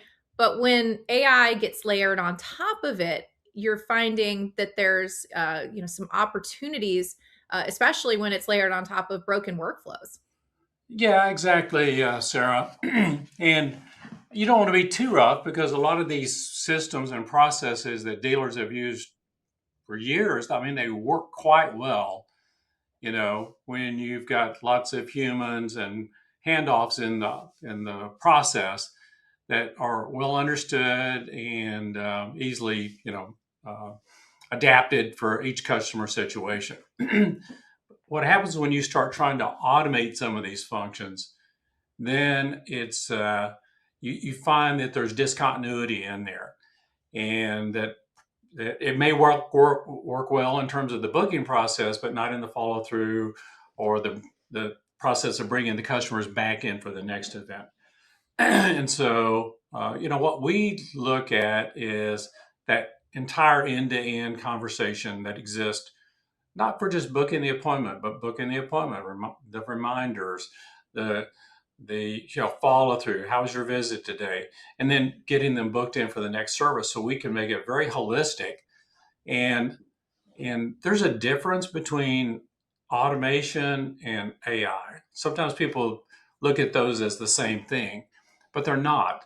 In AI, you're allowing the AI system to make somewhat independent decisions. They're human guided, but it's very situational, rather than just taking customers through rote steps, which then become monotonous, and it causes a lot of drop off in the process. So, our advice to dealers now is to start with the end in mind. What are you really trying to achieve? And then work backwards, and rather than looking at it as I'll I'll buy this phone system and I'll buy this scheduler system and I'll buy this something else from different people, thinking if you buy even the best in class, that now you've achieved the best outcome.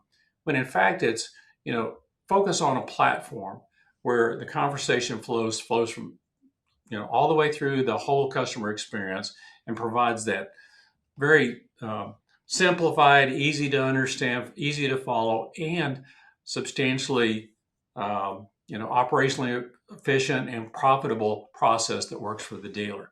So just think it's more about it rather than an AI issue. It's a design thinking issue. Think about the whole design before you start, building things. It's like you would when you're building a house. You wouldn't start with a foundation, then what do we want to put on that? You start with the architecture first. How do I want this to look and feel at the end? And then build up from there. Dave, I saw a video recently of a large Honda dealership in North Carolina that Blink has been able to help.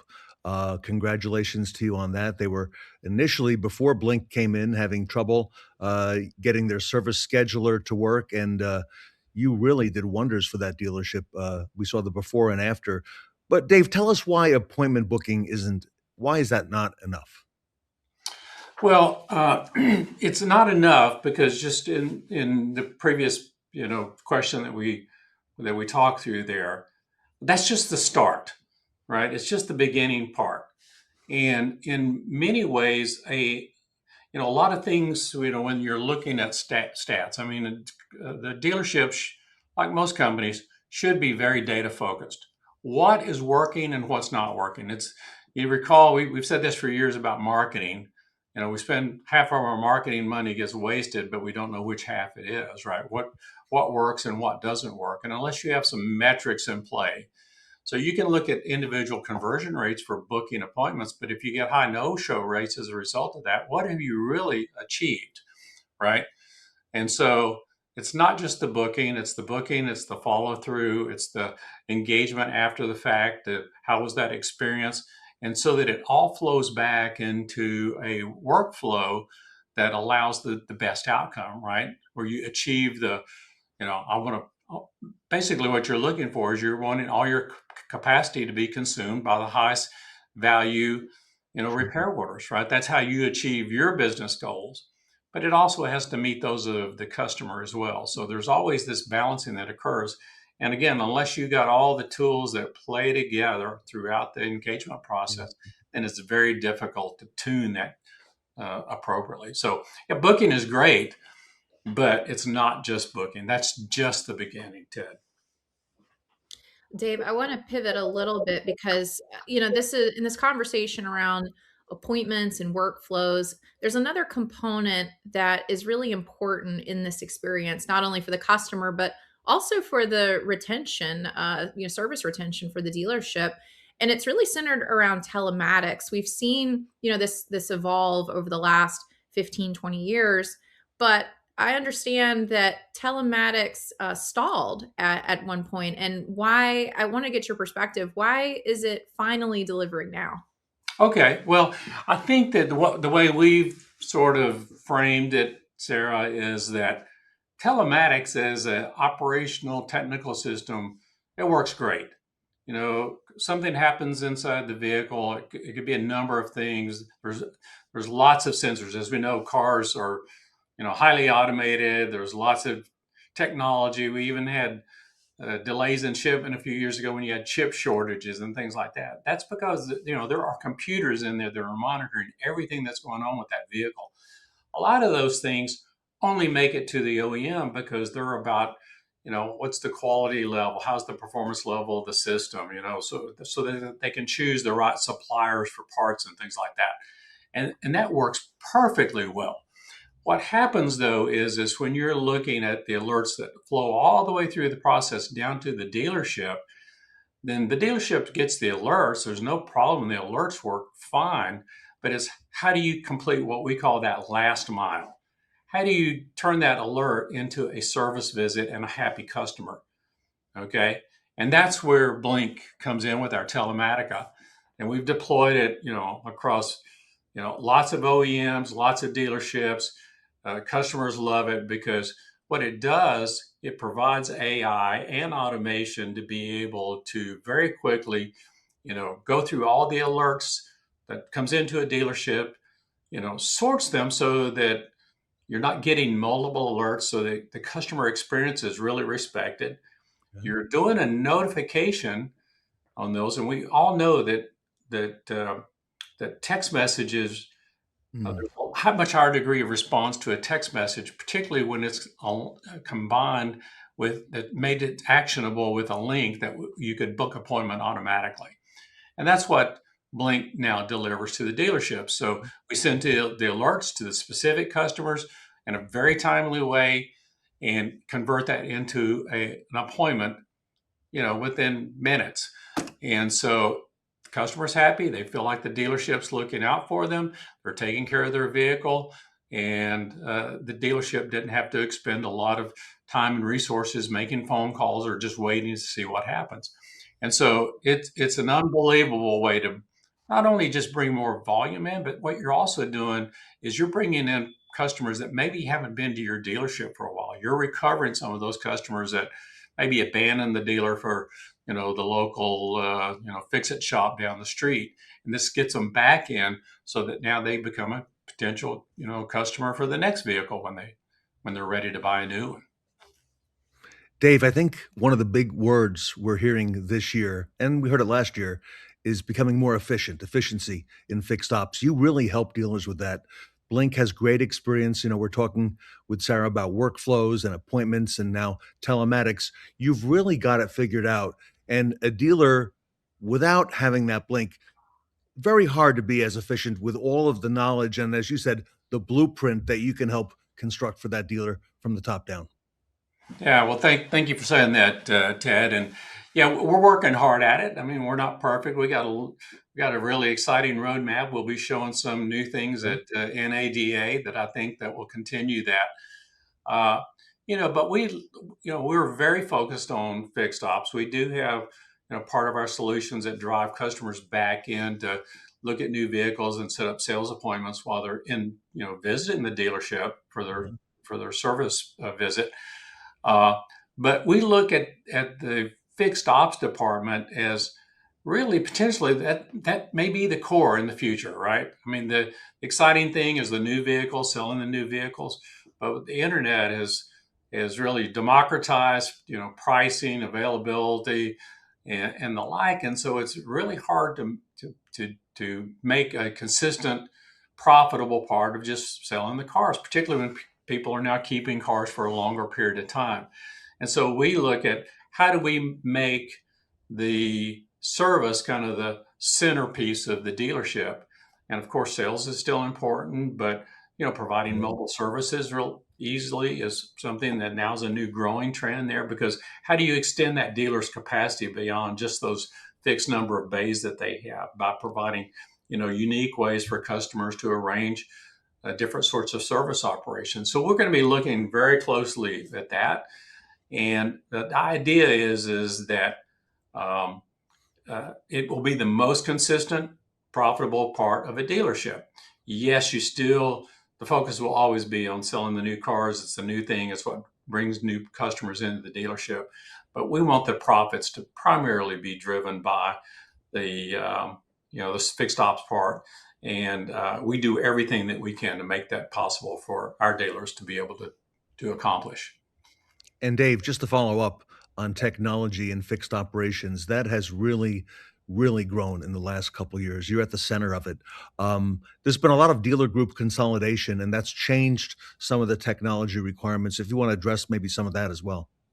Yeah, well, what we've seen over the last couple of years is that dealership groups have, they've acquired a lot of dealers, and the number of dealerships that are being acquired and integrated into a group. But oftentimes they leave the software stack, they leave the technology stack alone. And sometimes, that's for good reason. You got the staff that's already trained, you got a GM there that's running the business. But you lose a lot of capability. How do you do real comparisons between dealerships? How do you look at best practices across dealerships when they've each got different systems?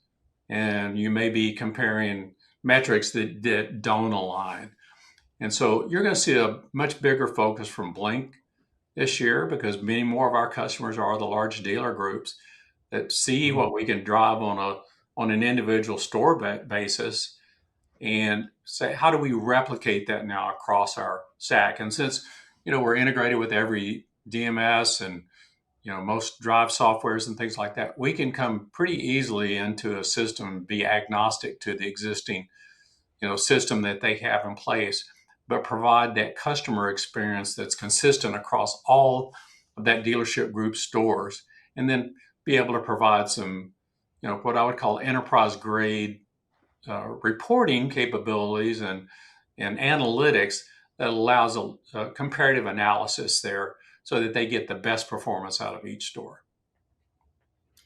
Dave, one of the other follow-up questions, just in thinking about all of these different components. I mean, this is incredible to hear how you're pulling all these threads together, for a dealership, so their customer has a more seamless experience. That's, oftentimes been a big, discussion, of course, here at the Roundtable, but also in customer forums. Customers want a more unified experience between sales and service. So I'd love to get your perspective why unified engagement matters more than individual. Well, I think that, Sarah, the point is that customers love consistency, right? They love to have predictability in the process that you have there. And when that, okay, if I'm going to have difficulty booking an appointment, then what kind of difficulty am I going to have when I get to the location, And if I've got questions about it, how do I get those questions answered, either during the booking process or post the booking process? And so, having that systems look at the construction of what these engagements look like, actually mapped out, and then scientifically, evaluated. It's like little simple things can make big differences in the outcome. One extra question during the booking process can drastically change, the number of customer, visits that you have there. The other thing that we see is, if you measure everything kind of in a stovepipe, it gives you a really convoluted view of what's actually happening. Because what we're seeing is that customers may start a booking process on your website, not have their calendar available, and say, okay, I'll come back to that later. But they may come back via the phone, or they may come back, through a telematics alert. And unless all of these things are aware of all the other systems in process. So, for example, if we sent somebody a telematic alert and they didn't respond immediately by clicking the link and booking an appointment, when they call the store, our system, we know that telematic alert was already sent. And so we know exactly what service that they need, and that they're likely calling for that, and that we can add any other services to the booking process as well. And then if they were to check in later to check, what's the status of my vehicle, every component of the solution is aware of this common customer situation, and it doesn't have to continue to ask or quiz the customer to get that information. It's just, you want it to work seamlessly. Just like you book the Uber appointment, you want, the person's going to show up and they're going to drive you from point A to point B, and you get out, the tip will be later. I mean, it's very predictable. When you throw, unusual or inconsistent, things in the process, or require the customer to dial, call out to get a rental car or a lease car or whatever, then you're taking small cuts into the system that just make it less efficient for the dealership, but more importantly, long term, it's just not a positive experience for the customer. We're speaking today to Dave Perry. He's the CEO of Blink AI Automotive, a company that is squarely in the fixed operations retail space, helping dealerships become more efficient by using technology, and working with a large amount of dealers throughout the United States. Dave, I want to go back to something that you mentioned at the very beginning of our conversation with Sarah. You mentioned that automation and AI are not the same. Can I ask you to elaborate on that? You said both are necessary, but they are a bit different. If you want to just Yeah, clarify. exactly. Yeah, it's because oftentimes you think about, I just want to do it faster. Yeah. But if it's, if the process is not well designed, you'll do bad things faster. You'll do damage to your dealership. You'll do damage to your relationships. People know when they're just being automated, when they just get constant, text messages or whatever, basically they say the same thing. And you see that all the time where it's just automated outbound without much intelligence, not without much consideration that AI is now able to deliver about what is that customer's actual situation. Is the problem that we're bringing them in for, is it a significant problem or is it just a maintenance problem? The way you would communicate one versus the other is much different.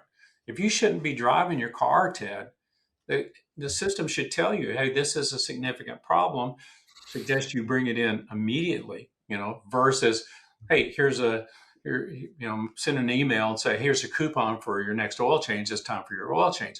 Two much different, communications mechanisms. And that's why you need automation. You need things to flow. You need the computer, the system be able to handle these things because it can do it at scale that would be impossible for humans to get able to do in any sort of economic way.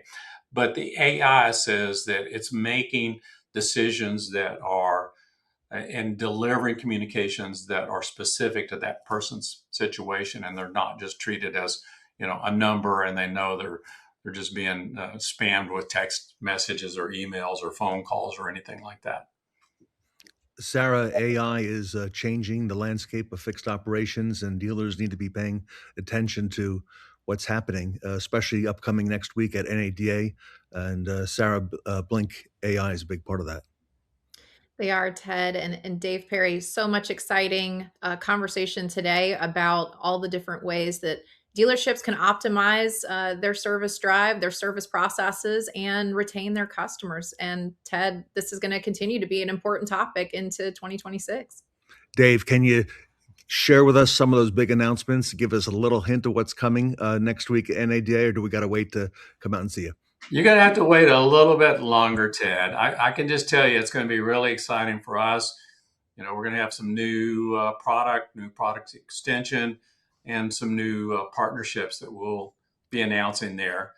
And we're going to have a lot of people out because we're expecting lots of demos. We've already got our schedule for customer visits to the booth is really, really high. And so we think it's just going to be a phenomenal show in general, particularly after last year's event in New Orleans. But there's so much, new technology there, not just with Blink. There's a lot of really interesting thing that's happening, just around the industry in total. But unless you're partnered with somebody like Blink that can integrate across all these solutions, then you're not optimizing for your dealership. And we want to talk to those dealers that look to really grow their dealership, be profitable, become a partner for a provider that is continuing to build out this platform. And you mentioned the Apple Tree guys earlier, and they came to us. They come to us very frequently, and we love this. To say, hey, I love what this is doing for this, but now I've got something else. Can you help us with that? And that will be one of the things that we'll be talking about in NADA too, because we work diligently to continue to look at new ways that we can service the dealers' business. I mean, we dealers are our life, and that's what we live and breathe each and every day. So come see us at NADA. Call us up, go to our website, book an appointment to see us, DM me if you want to. Email is, dperry@blink.ai. We'll get you set up. Love to visit with all the dealers there and just have a great show. Look forward to seeing you guys too. Yep. If you're coming to NADA, everybody visit with Blink AI. Dave will be there. You'll likely see Sarah and I with Dave as well. throughout the show, and take a look at what Blink AI has going. And if you're not coming to NADA, you can visit them on the web at blinkai.com. Dave's email is scrolling at the bottom of the screen, and Dave and Blink are very active on all over social media. And Dave, on behalf of Sarah and the Fixed Ops Roundtable, thank you for all that you do for the industry. Oh, thank you guys. You guys are awesome, and we love working with you. I know the dealers love, the roundtable and everything that you guys do too. All right, Sarah, can't wait to see what's next. Me too, Ted. This is going to be an exciting NADA and an exciting year ahead. Everybody, Dave Perry from Blink AI Automotive here with us today at the Fixed Ops Roundtable. The fastest pit change in a Formula One race took 1.80 seconds. At Blink AI, we say challenge accepted as we take your dealership from zero to hero with our platform that's purpose-built to shift the customer experience into high gear. Unlike solutions that promise efficiency with AI chatbots, Blink AI turns your dealership operation into a profit powerhouse. With Blink AI, you get scheduling solutions that work together to increase your bottom line. It's about turning interactions into actions that drive dealership success. We're talking about intelligent phone automation and seamless scheduling that increases appointments without increased overhead, and workflow automation that eliminates service bottlenecks and boosts staff productivity, and a customer campaign solution that proactively engages customers and increases CSI scores. Blink AI, your dealership's #1 pit crew.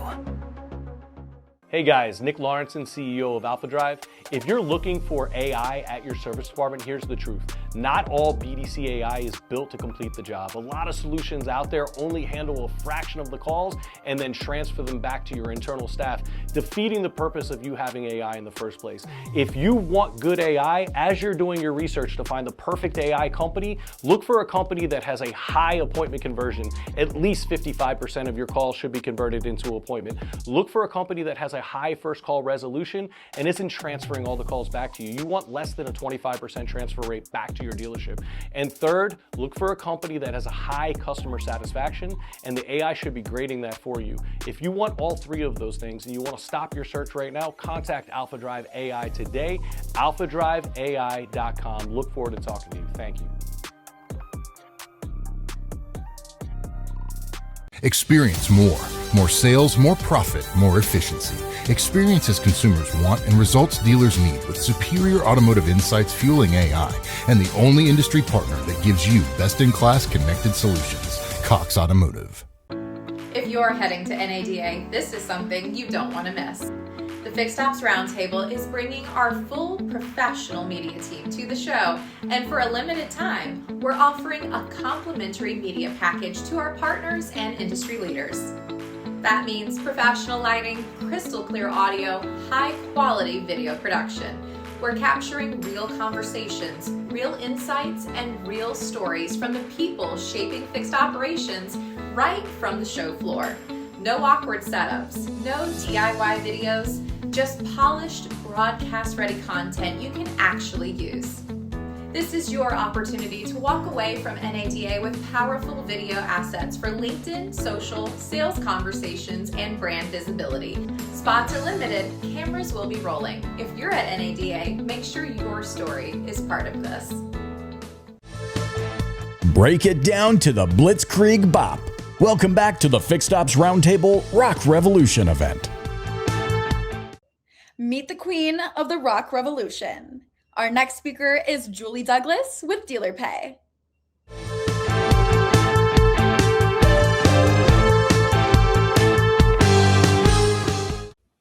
Welcome back to the Fixed Ops Roundtable. I'm Sarah Vantine here with Ted Ings. Today we're going to be talking about the cost of standing still. We're focusing on the cost specifically and how areas that appear to be working inside the dealership can quietly create cost over time. I'm joined by Julie Douglas and Ted Ings, and we're going to talk today about why payments are a common example and why this conversation matters right now, Ted. Sarah, you're so right. Julie Douglas, CEO and founder, Dealer Pay. Welcome back to the Fixed Ops Roundtable.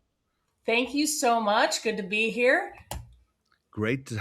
Julie, great to see you. This has got to be one of the most exciting segments in all of automotive right now. Before we start, next week, the entire industry is converging on Las Vegas to the NADA show.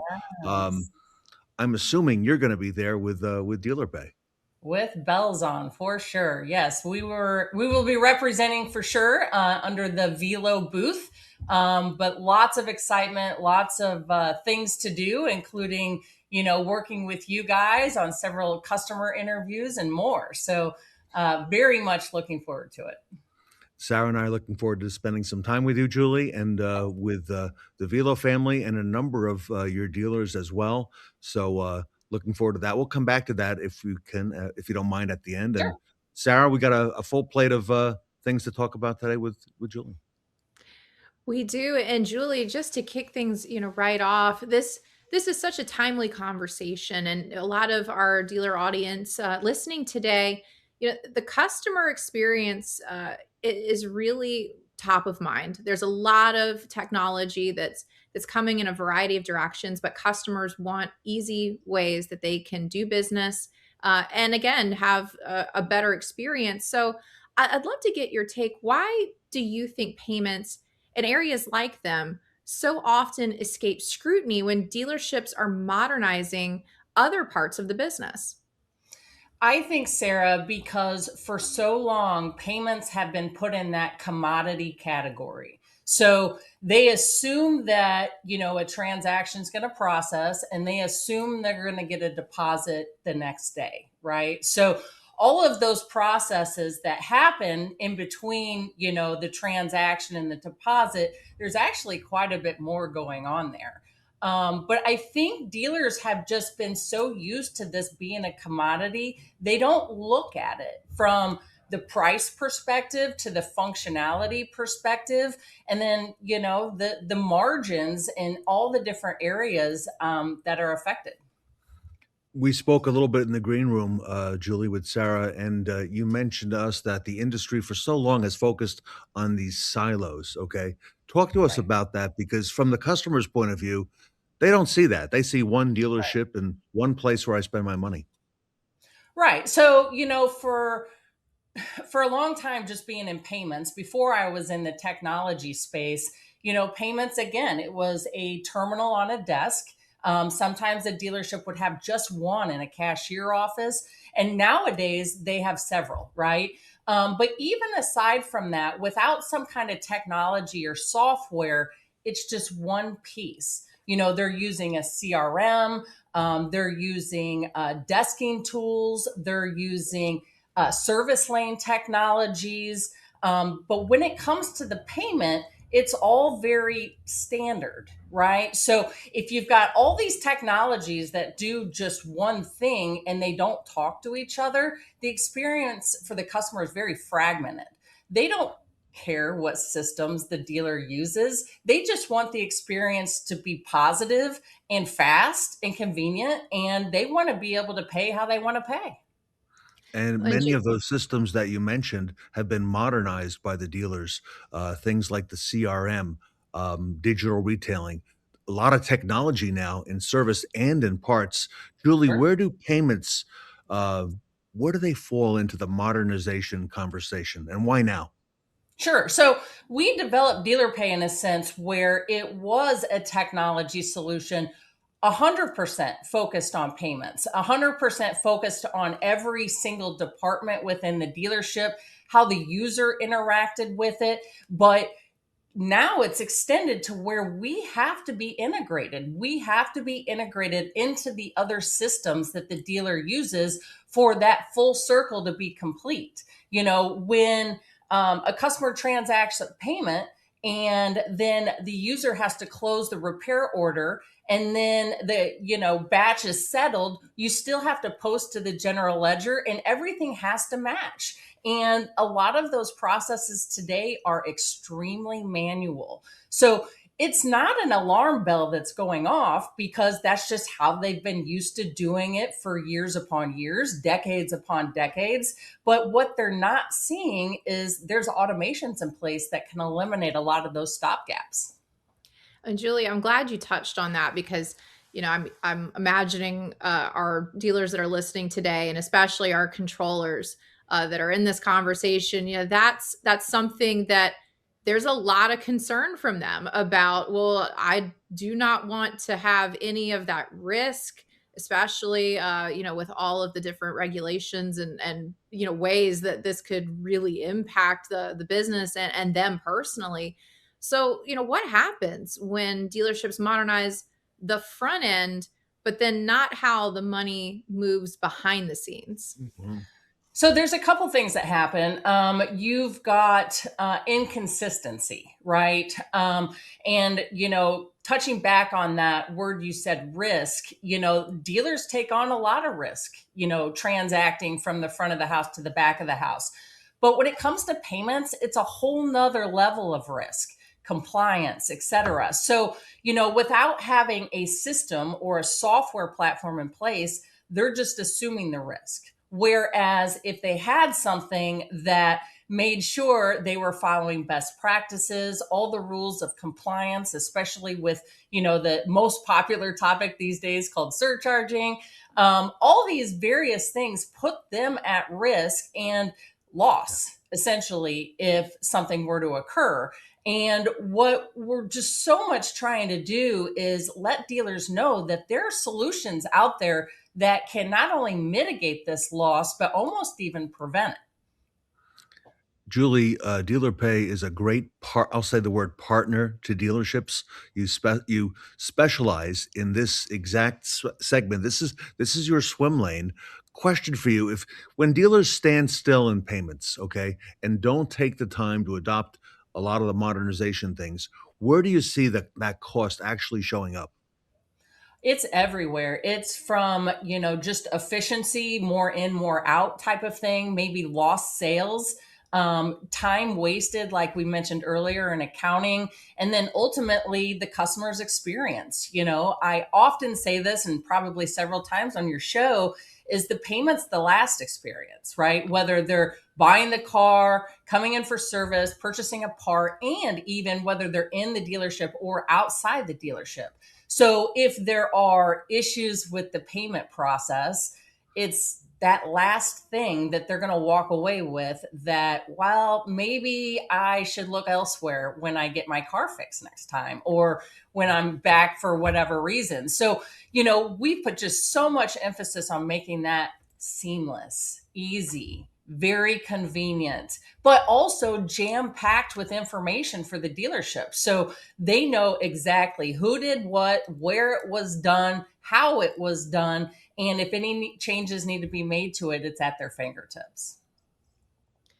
And Julie, I want to come back to, what you were just saying with the cost component of this, because, again, this is a hard, tangible. It's not going to necessarily show up, glaring out at you on a balance sheet that payments specifically is the problem in this equation, and how it's being structured or the processes in the dealership.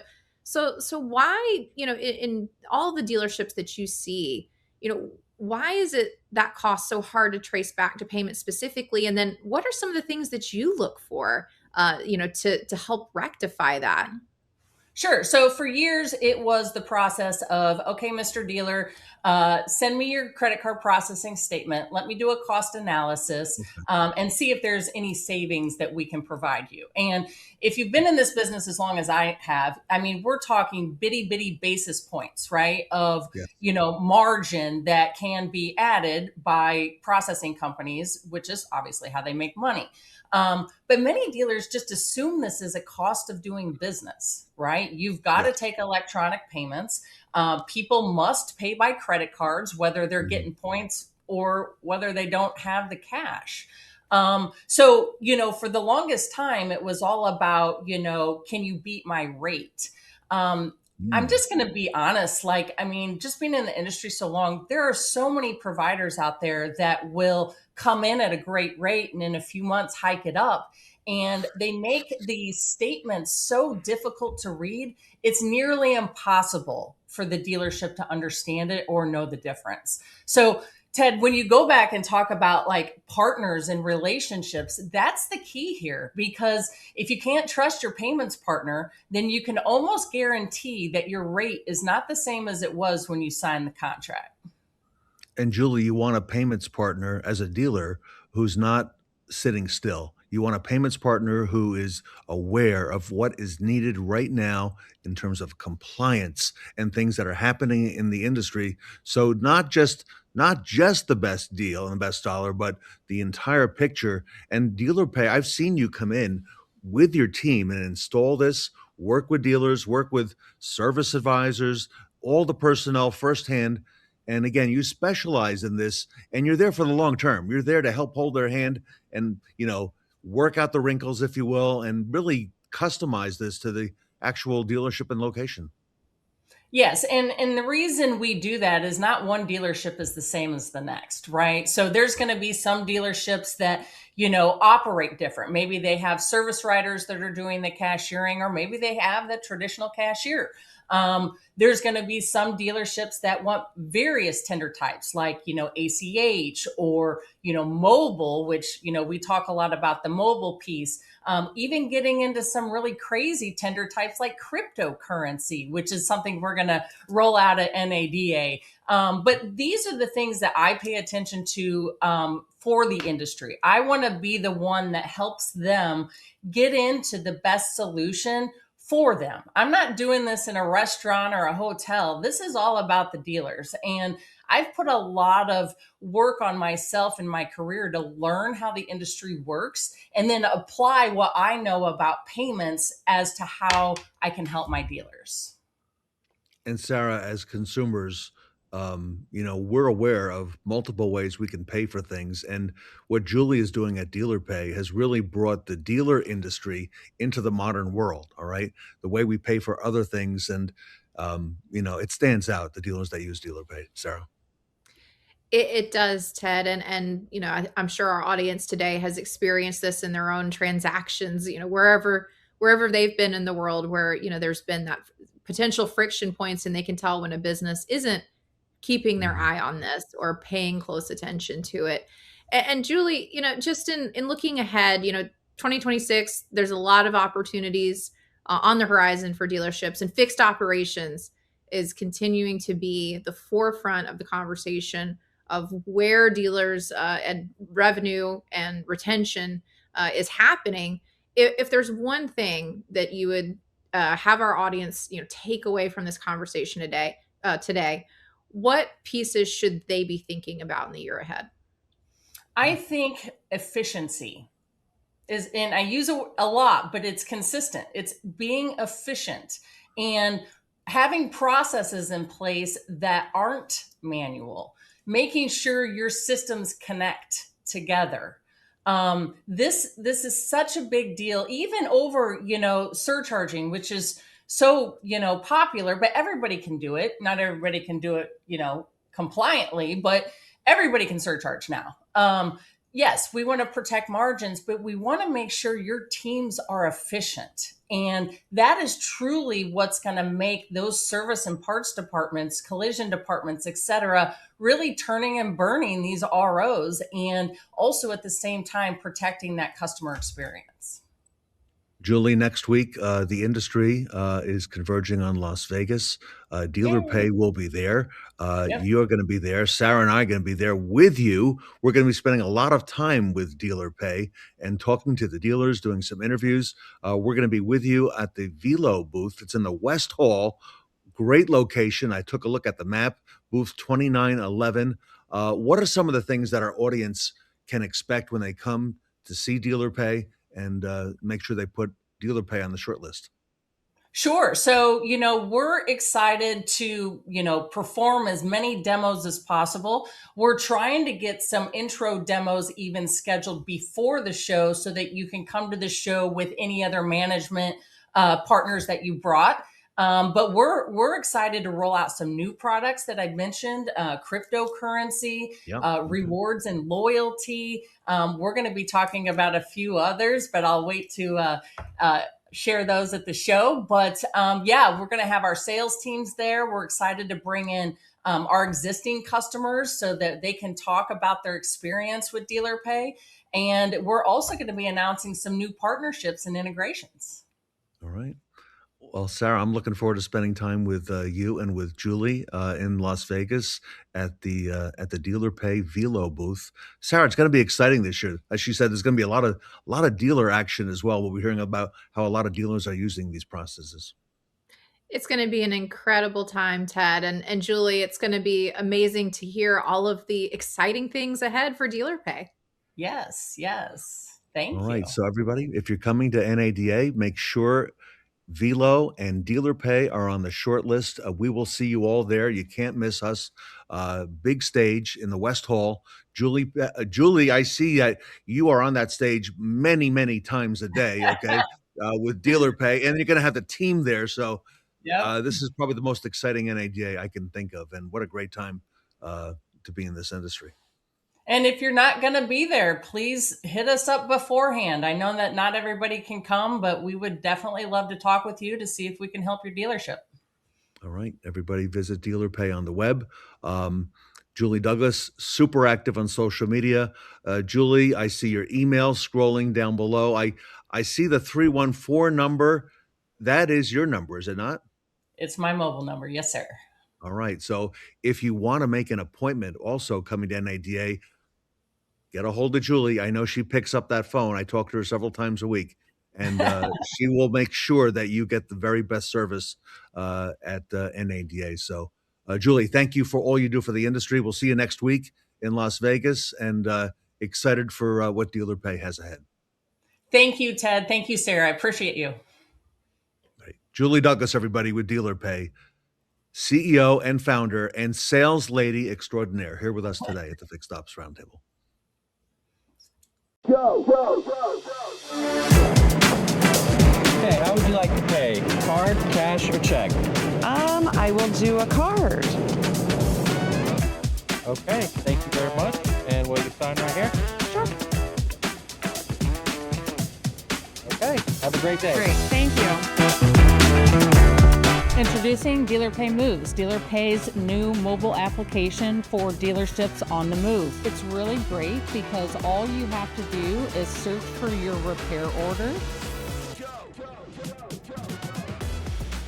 It's then going to search whichever DMS that the dealership is connected to. As you can see, it's going to pull up that customer record in that open repair order. I'm simply going to select it. Now you've got all your customer details here, including the surcharge amount if it were to be applied with a credit card. I've got options to pay by credit debit. I can key enter the transaction. I can use a paper check or even report cash. I can even add transactions in here so I can do some real-time voids and refunds. Dealer Pay Moves is a great solution for your dealership to stay relevant and mobile.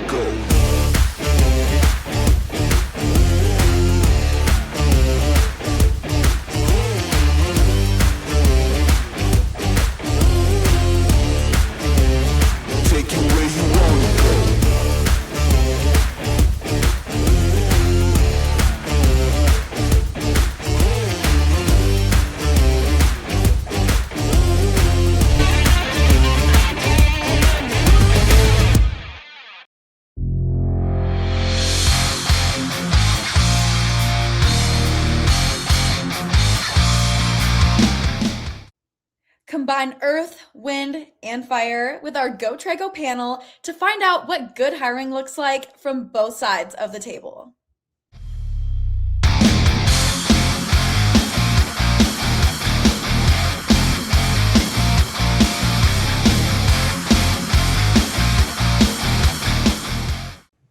Welcome back to the Fixed Ops Roundtable. I'm Sarah Van Tyne here with Ted Ings. Today we have an incredible panel with us with Go TREGO. And Ted, I'm really excited to see what Cobi and Mike will have up their sleeve for our special guest today. Sarah, you're so right. They definitely have something. And look at the team we've got assembled here. In addition to Cobi Collins, Vice President at Client Experience at Go TREGO, Michael Grubich is here, CEO. And we've got two retail superstars who are not turning hours at the moment. Very rare to see Marco Zwanenburg and Curtis Gardner here in the middle of the day. But gentlemen and Cobi, welcome back to the Fixed Ops Roundtable. Thanks for having us. All right. The title of our session today is What Good Hiring Looks Like from Both Sides of the Table. Cobi, you are the expert at this. We're going to go ahead and turn over the reins to you and let you rapid fire some of your queries with these two gentlemen. Okay, great. Well, thank you both so much, Curtis and Marco, for being with us. You two have such a critical voice in the industry. And it's so important that this group hears from the two of you versus vendors, suppliers, et cetera, because you know what's going on. And there's even a session coming up at NADA that is how to keep your best talent technicians. And the two of you fall in that category. So we want to hear from you today. So I'm going to start and ask a couple of questions. Let's get a conversation going. Mike has been on the other side of the hiring table a whole lot. And the two of you have been on both sides. So we want to hear what this looks like. How do we keep our best technicians in the Bay? So in one sentence, let's start with you, Marco. In one sentence, what does your best employer do that made you want to show up and win every day? Treat me as a person with mental needs, physical needs, with a family, with a body that is not a machine. Okay. Curtis, what about you? What makes you want to show up every day? Pretty similar to what Marco said. I think communication, treating me like a person rather than a tool, and just coming by and stopping by for a quick conversation every now and then. Keep me included in just, the day, see how it's going. So making you feel valued, which keeps you engaged, right? Correct. Right. Absolutely. You're not a wrench in the toolbox. You're actual humans. Exactly. We are the people behind the numbers. We are not the numbers behind the people. Right. That's I love that soundbite, Marco. That's so important. And it is critical. But how do we know our people? How can we know them and know what drives you, what interests you outside of work? Not that we have to spend a bunch of time trying to be best friends while we're working, but hey, how can I actually connect with you because you are a human and you're critical to our team? And so it's important that we get that information before you ever set foot on the team and in the Bay. Okay, what are your top 3 non-negotiables? If a shop wants A players, what are your 3 must-haves? Curtis, let's start with you.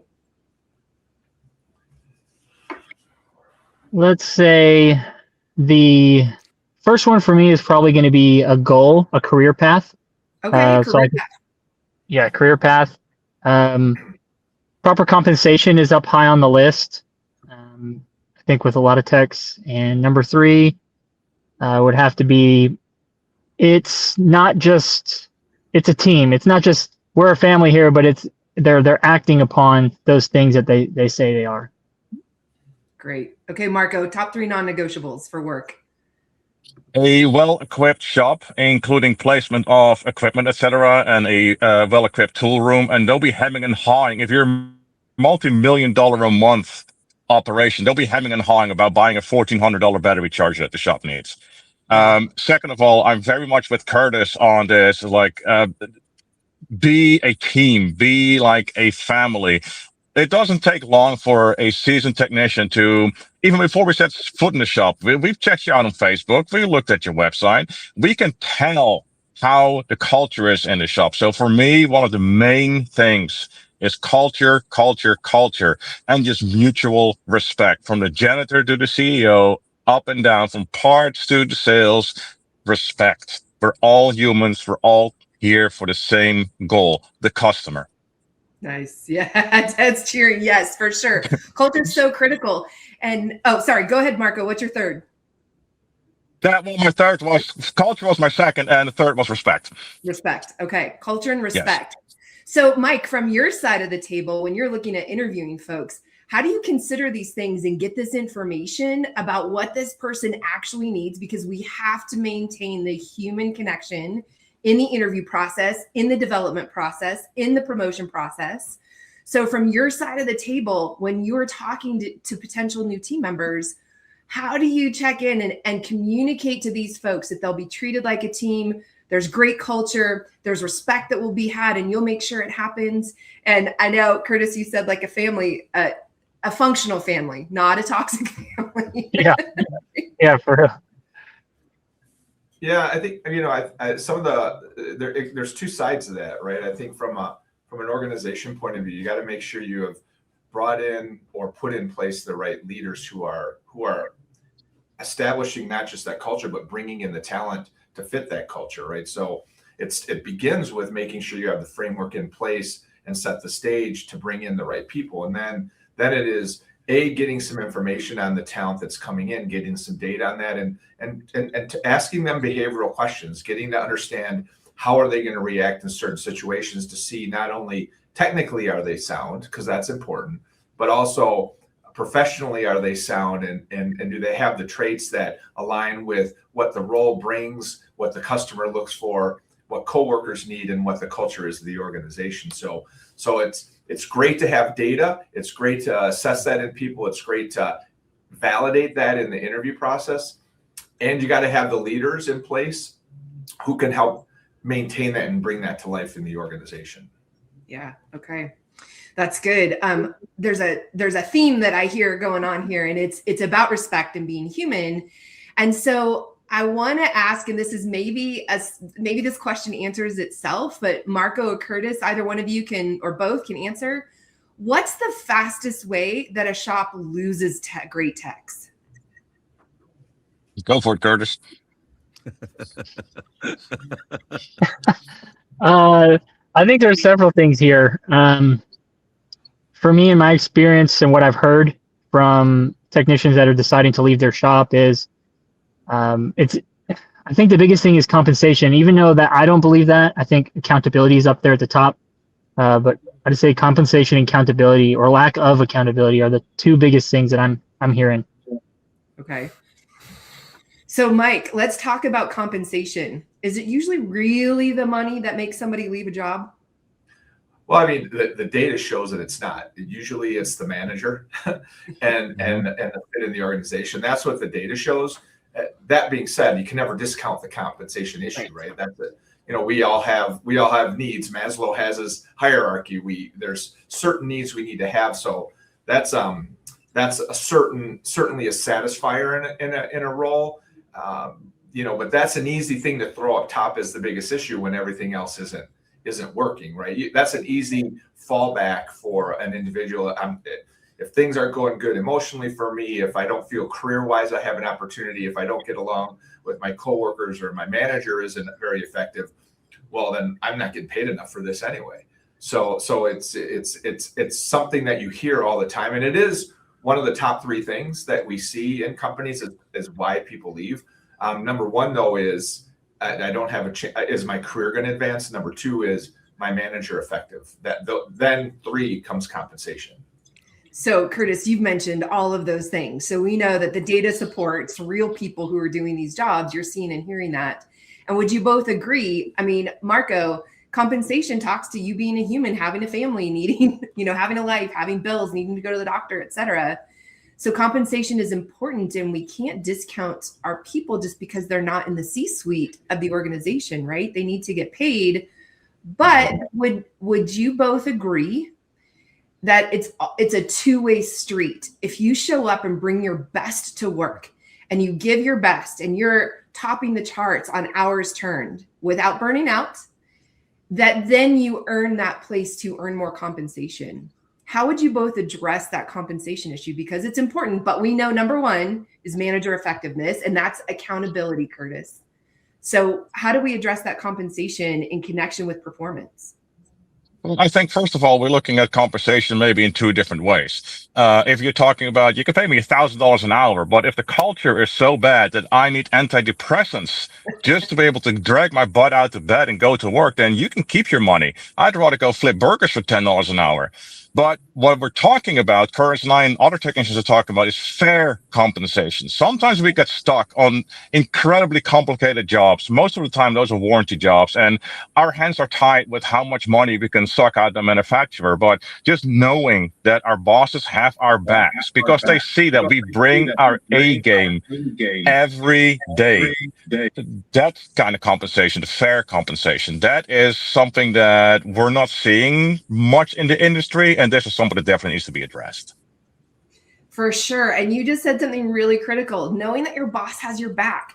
That's a leader's job, right, Mike? That you have your team's back. If things go sideways, you're going to show up and stand right next to them, lock arm in arms, or get in front of them and make sure you handle difficult situations.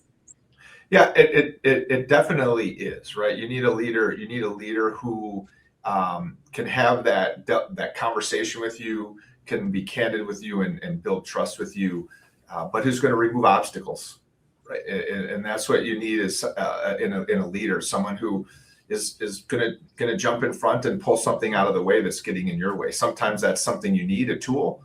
Sometimes that's something that's not working that you got to get out. Sometimes it's a relationship that's not working. That's one of the things leaders need to do. And it'd be interesting to me, to both of you is what behaviors resonate with leaders and coworkers that drive you to some of the opinions you have? Are there things that they do that make you feel like you're not being respected, you're not happy with what you're doing? Marco, there's I think it's like a slow death. I think it's not usually one thing that happens, one time. It's something that you're seeing repeatedly over and over. And it can be anywhere from the way they treat you on daily basis to other people. It can be the way that they talk to you or the way that they talk about the numbers to you. It can be a whole scheme of things, but I think it's a slow death. It's kind of like people start to silent quit before they ever actually quit and get upset about the compensation.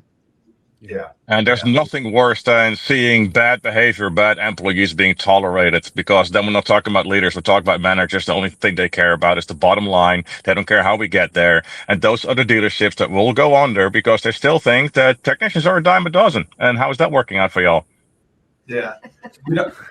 On the other side of that, and it's I'm of the mindset when you look at bringing in talent, it's always easy to really go quickly to, okay, what behaviors do we not want to see? But you guys, based on your career, you've probably worked for some really good people over time. And I always kind of focus on, okay, what are the good things we're looking for? Kind of keep focused forward. And so what are some of the things that you've experienced that are really great that have kept you motivated to perform at the top level? Well, for starters, it is the third Thursday of the month, which means that a local ice cream truck will be parked in the service drive in the next 30-something minutes, which happens every month. There's a list of birthdays that will always be there. The managers all the way up to the CEO knows your name, knows your family, stops by in the shop, says hi, talks to you. Just being treated like a human being, like we're part of a big family, like what Curtis said. But you're like, in your defense there, Cobi, a functional family, of course. But it's the level of personal attention that no matter how big the organization get or how many people are here, that leaders are able to maintain that. That will give you respect all around the clock, and respect makes people take the extra step. Besides that, for me, my work is my business card. I don't want you going down the road and get a flat tire and pull the car in and they find all sorts of stuff that I should have found or I should have checked or I should have cleaned. So it fosters personal pride. It fosters culture. So leadership is such an important part of this. Yeah, absolutely. Yeah.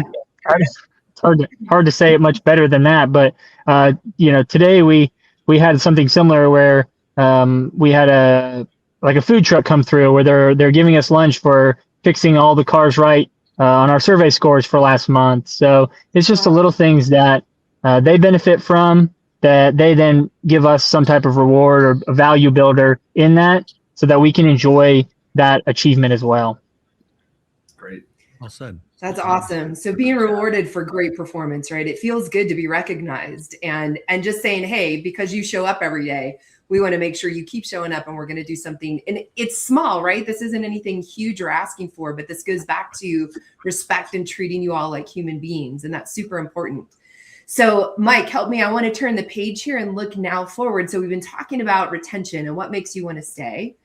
And things are a little bit different today in the service bay. You have to engage more with customers. You've got to do videos. You have to earn the trust of the customers. So we're asking technicians who are highly mechanical and technical human beings who may not love to be super social all the time, but we're asking them to step out of that comfort zone a little bit. So as we look ahead to what's coming and how you really retain those customers, one, I believe, is retaining your technician, because you build trust when I get to see the same face every time I bring my car in, instead of every time I come in for an oil change, it's a different technician and I don't recognize any of the faces. So how do we maintain that? So if you ran hiring, if it was your job to hire and you're considering all the new things that are coming in, what's one question or a process you might add to really find that top talent that fits your culture? Marco? Oh, that's a tough one. I don't think you can sum it up in one question. If that's the case, okay. I think we'd be well staffed everywhere. But bringing it back to retention, I think retention is the best marketing you can have to attract new talent. Like I said earlier, like technicians that are looking for a different job and they come walking into your shop, we can like taste the culture in the shop, and if it's bad, there's no way we're going to be working there. So it's all comes back to the culture. So I would have more of a personal conversation with a new hire or a prospective new hire than a technical, because we can train the technical part. But if you are not a good fit for our company, personality wise, that is something that we just can't change. For sure. Curtis, what about in the interview process? What are you willing to do as a technician to be part of a team that has the culture and all of the things that you're looking for? Are you willing to spend extra time, maybe do 1 or 2 interviews, take an assessment? What are you willing to do to get that job? Yeah, before I answer that, I think, well, just the one little thing to add on to what Marco said is reputation. Good shops, they are known across the industry about where you want to and where you don't want to work. In the interview process, though, I think one thing is the persistence, showing that you're interested, being able to do the interviews, being able to do some of the assessments like TREGO itself, and being able to say, hey, I want to be a part of this company because I know it's great, and following up and showing that ambition I feel like it's kind of priceless. If the person is maybe not your first candidate, but they're consistent, they show up, they give you a call, they follow up, and like, that's a consistent person, and you want that on your team versus somebody who's just a sporadic high performer. Mm-hmm. Right. And there are things that we can't ferret out in the interview alone or the first interview or on the resume. And so one of the things that we hear in the industry often from leaders is, hey, we don't want to do anything that takes extra time because getting technicians in our bays is just already difficult enough. This is the one role where we, as what we do in the people strategy side of things, we get the most pushback around technicians because they say, hey, look, we don't want to spend any more time because they can go next door and get a job in 5 minutes. And so we can't do what somebody else isn't doing. Do you guys agree with that? Or would you say, yeah, I'd spend 30 more minutes in an interview with you or taking an assessment so you can understand me better and we can have a better interview? I disagree with the that it's too much. I would believe if a company would actually go to the lengths of having multiple interview rounds and using assessments like GoTrego, et cetera, or the DISC assessment, that you're actually showing genuine interest in not just me as in a production role, but me as a person. Will I be a good fit for your company, and will your company be a good fit for me? So Yes. to me, going the extra step, it's like going on a first date and being allowed to order an appetizer and a dessert. And it's a two-way conversation then, right? It's as much your interview as it is theirs. Absolutely. Absolutely. It's a great point. And Curtis and I talked about this at a little bit at Northwood when we first met is, career is an important step, right? And so that extra time up front to take that assessment, it's great for the hiring. So you're hiring the right fit, but even more importantly, and the greater value is now you have something to talk about from a development point of view, and now you can retain. So hiring is certainly hard enough. Retaining helps you with all of those processes. And so it's, Curtis and I had talked about, he wants to continue to develop. How can we use the assessment to dig into that? And I think as organizations look at it that way, more than just the hiring piece, but the development piece, that's where the true value comes in these tools. Yeah, I mean, the data shows, what our data shows is that in technical roles, within the first 30 days, people decide whether they're going to stick with the company.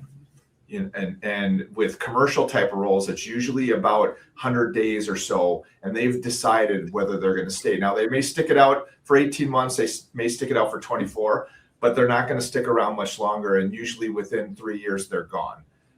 So bringing in people who are a good fit, but also having leaders in the organization who can do what they can to retain those people right away and get them engaged right away, that's the secret sauce to that retention. And having tools that help you have those conversations, it makes it a lot easier for the leaders. It makes it a lot easier for the GMs and the managers at your dealerships to engage people right away and get them to, we like to use the term, write yourself into the story, because when people write themselves into the story, they want to stay for more chapters. And so that's where we can help. And that's where these type of tools help. And when you have people like Marco and Curtis who are, have the fire in the belly to do well, not just in their job, but to continue to grow, you got to feed that fire.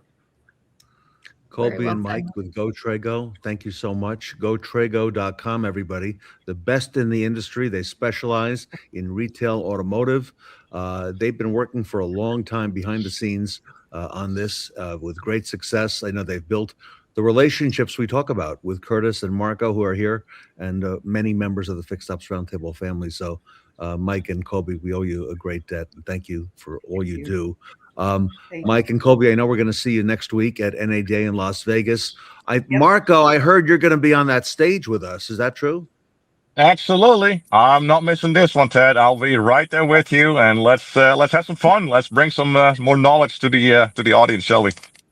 All right, very good. I think Curtis is not far behind. I think he may come as well. So, Cobi and Mike and Marco and Curtis, thank you for all you do for the industry. Appreciate you all. Absolutely. Happy the New Year. GoTrego team, everybody, here today with us at the Fixed Ops Roundtable. Take care. Do you want to provide your customers with an exceptional car buying journey rather than just a transaction? As Carl Sewell advocates in his book, Customers for Life, the key to ensuring customer loyalty lies in delivering an enjoyable and memorable experience. And that starts with assembling the right team. But how do you guarantee that you're hiring the best talent for the job? According to Sewell, one of the most effective methods is using a pre-employment assessment called the TREGO Personnel Survey, which consistently identifies top talent and transforms company culture. While many dealerships recognize the importance of recruiting top talent, the challenge lies in identifying such talent during the hiring process. Enter GoTrego. With over 40 years of research and expertise in the auto industry, Dr. TREGO and his team have been instrumental in helping clients like Sewell and many others figure out if the applicant can and will do the job. We adopt a scientific approach to evaluating candidates' behaviors and accurately predicting their job performance. Say goodbye to the frustrations of dealing with subpar hires. With TREGO, you can transform your staff into the happiest, friendliest, and most reliable team your customers have ever encountered, ensuring customers for life. Let TREGO guide you in selecting the perfect talent for your organization.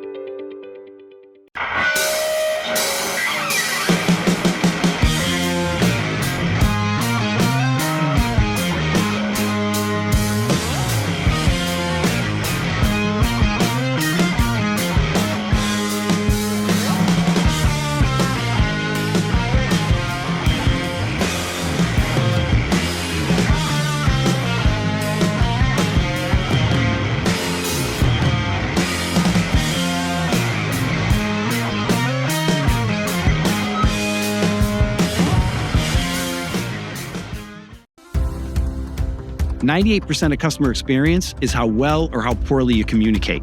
Well, how come my software partners spend 98% of their development on workflows? What if they spent 100% of their time on workflows and we spent 100% of our time on communication? Then we'd be able to truly create transformative experiences for customers, and that's what True Video does.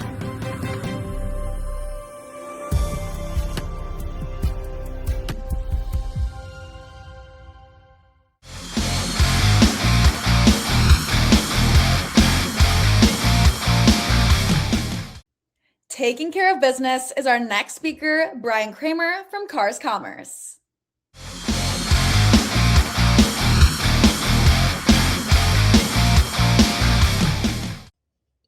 Welcome back to the Fixed Ops Roundtable. I'm Sarah Van Tyne here with Ted Ings. Today we have Brian Kramer of Cars Commerce, and Ted, another very special guest from Northwood University. That's right, Sarah. To ring in the new year and ring in the 31st Fixed Ops Roundtable Rock Revolution. And Brian Kramer looks great, by the way, in some of those promos. Brian Kramer, Executive Vice President at Cars Commerce, is with us. Stephen Hackbarth, the winner of the intern competition at Northwood University. Welcome, gentlemen, to the Fixed Ops Roundtable. Thanks for having us. Stephen, I figure we get right into it and have you ask the first question to Brian and get things rolling today. Yeah, Brian, I just had a question that I was very curious about. I've seen that you posted about 70% of buyers having a trade-in, yet dealers are only really able to capture 1 out of 3 of those. And so I was wondering, where are those other 2 really going, and why is that? Yeah, that's a question I think that everybody in the world probably is asking. And I had it answered recently myself, because I was trying to sell my own vehicle and ended up I just wanted to see what Carvana's process was. And it was so frictionless and so easy. And I wanted to see what all the steps were. So I actually ended up selling my vehicle to them. And I think that not just with trades, but with every part of our business, that we need to attack friction and go after that. Because in my instance, it wasn't, they were within $500 of the other quotes I was getting, but they were willing to come to my house, and I didn't have a lot of time. So that to me was in addition to my curiosity, that was the difference maker. But to answer your question, they're going somewhere, but they're typically either going to, a CarMax or Carvana, one of the big public retailers that have centralized buying where they've removed that friction, or they're being sold, for sale by owner, which is not very many. Or there's also a lot of private cap and independent dealers that have done a really good job that are getting their unfair share of the business, no differently than we see in fixed ops, right? There's overall there's a lot of oil changes, tires, routine maintenance gets lost to independent service providers. But there's also dealers like Ed Roberts down at Bozard that get by far their unfair share. So if you look at that, that's actually, I would say, the perfect answer is there's a lot of people getting their unfair share, and there's a lot of people that are letting it happen. And both of those, used car acquisitions, routine maintenance of dealerships, quick service, quick lube, whatever you want to call it, both of those have the same opportunity. They're letting and allowing, I would say, a competitor to have that business. Brian, as part of Steven's education next month, he's going to be making a trip with us to Beaux-Arts Ford Lincoln in St. Augustine and seeing one of the best dealers in the nation in action. I think there's no substitute for that when you actually see it. Going back to the vehicles that we're talking about on trade acquisition, really feather in your cap. You really helped identify that and put the bullseye on that. That's something that dealers need to capitalize on. What do you see this year in 2026? Because now that seems to become more and more recognized. That service drive is the place to capitalize. So there's a lot of change management, I think, that has to occur. Now that we've, the problem's been identified. Now, the question I get from dealers, I've gotten 3 calls today about it. What do I do about it? How do I fix it? And really, that's where the tough change management occurs, because identifying the problem is easy. We were looking at the wrong metrics. We were looking at legacy metrics, which is easy to do because you get attached to something and then people, it just introduces that's the way. And then everybody that comes after the fact stops questioning there's a reason why, let's say, look to book, which is appraisals to opportunities, became a metric, right? It was before the internet, or before the internet was really strong, and everybody wanted to measure what was happening in the showroom, right? But that metric didn't evolve as the internet evolved, and AI now is here. And we just kept looking at that same legacy metric. And the problem is that we give ourselves an artificial feeling of it's okay, and we don't need to change. And let me justify why things are okay here. And we don't need to worry about that right now, or we don't need to worry about that competitor. And I see it in appraisals. I see it in finance capture with credit unions. I see it with maintenance. Well, there's no margin in tires. There's no margin in oil changes. There's no, instead of the education, I think, that still needs to happen on the front lines, with the service advisors, with the cashiers, with the BDC, with everybody understanding the customer lifetime value. And I think, we were talking about it recently with customer lifetime value. That's a complex calculation that's not easy to see on your financial statement. It's not easy to see in your DMS. You have to go to different screens if you can even pull it up to begin with, and most people don't have access to that. So now with AI, you're going to be able to see more of that in real time, and you'll be able to see what is the value of this client versus maybe there's a client that that's only coming in with coupons and isn't that profitable and is always giving you a bad survey. But that's a very small percentage, and people like to focus on that instead of focusing on the 99% that are great customers and how much it costs you every time you don't do that. And more importantly, what does it cost you in additional SEM, search engine management, search engine optimization, SEO? And this is what we're looking at now. We're seeing it clearly. The hidden, they call it a decay tax. But what's the hidden decay tax that Google charges to dealers because it's checking your reviews, and the difference of what a dealer pays, and they don't know this, it's like an invisible tax. Okay. If you're a 3.8 or a 3.5 on your Google reviews or Facebook reviews versus a 4.2, that's quantifiable. And in some cases, it's $10,000 or more per month that dealers are overpaying because they're focused on gross generation and not focused on, they're trying to, fix the score instead of the store, let's say, and trying to fix the CSI score. But AI is going to reveal that much more easily. Whereas before you would take an entire day to do those calculations. Now it can do it in 20, 30 minutes if you train it correctly. So I think that's one of the most revealing things that we're going to see 2026 is actual quantification of how much what's the cost of inaction. That's going to be the new buzzword. If you don't take action on these things, how much does it cost you? And now we can finally quantify that for the first time.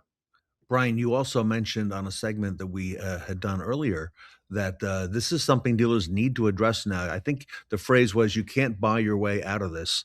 You're going to actually need to make fundamental changes and address that. You mentioned several dealers who called you just today. Do you want to speak to some of that? Because that's really got my attention. I don't know about everybody else on the panel. Well, I'll give you an example of one that happened last week. Is great dealer. I've been in their showroom. I've waited in their lounge. I've done Zoom calls in their lounge, and I've talked to their customers, and the customers love them to death. But I'm talking to this particular dealer, and he said, my service business is just falling off a cliff, and in my sales business is like somebody turned the faucet off. And I'm like, well, that's odd. So I started asking these AI, engines, hey, what's the experience like at this XYZ dealer? What do customers say about servicing their vehicle at XYZ dealer? Yes. And what it came back with was pretty revealing. And it's, they had a 60 minutes or your oil change is free. And a lot of times, the service manager would get upset and they would go over there and say, look, how about I just do this? And they would try to negotiate on that because the customer came in at 61 minutes and like all that. And then everybody's arguing about what time did it actually arrive versus when the ticket opened and all of these things versus just taking that off the website.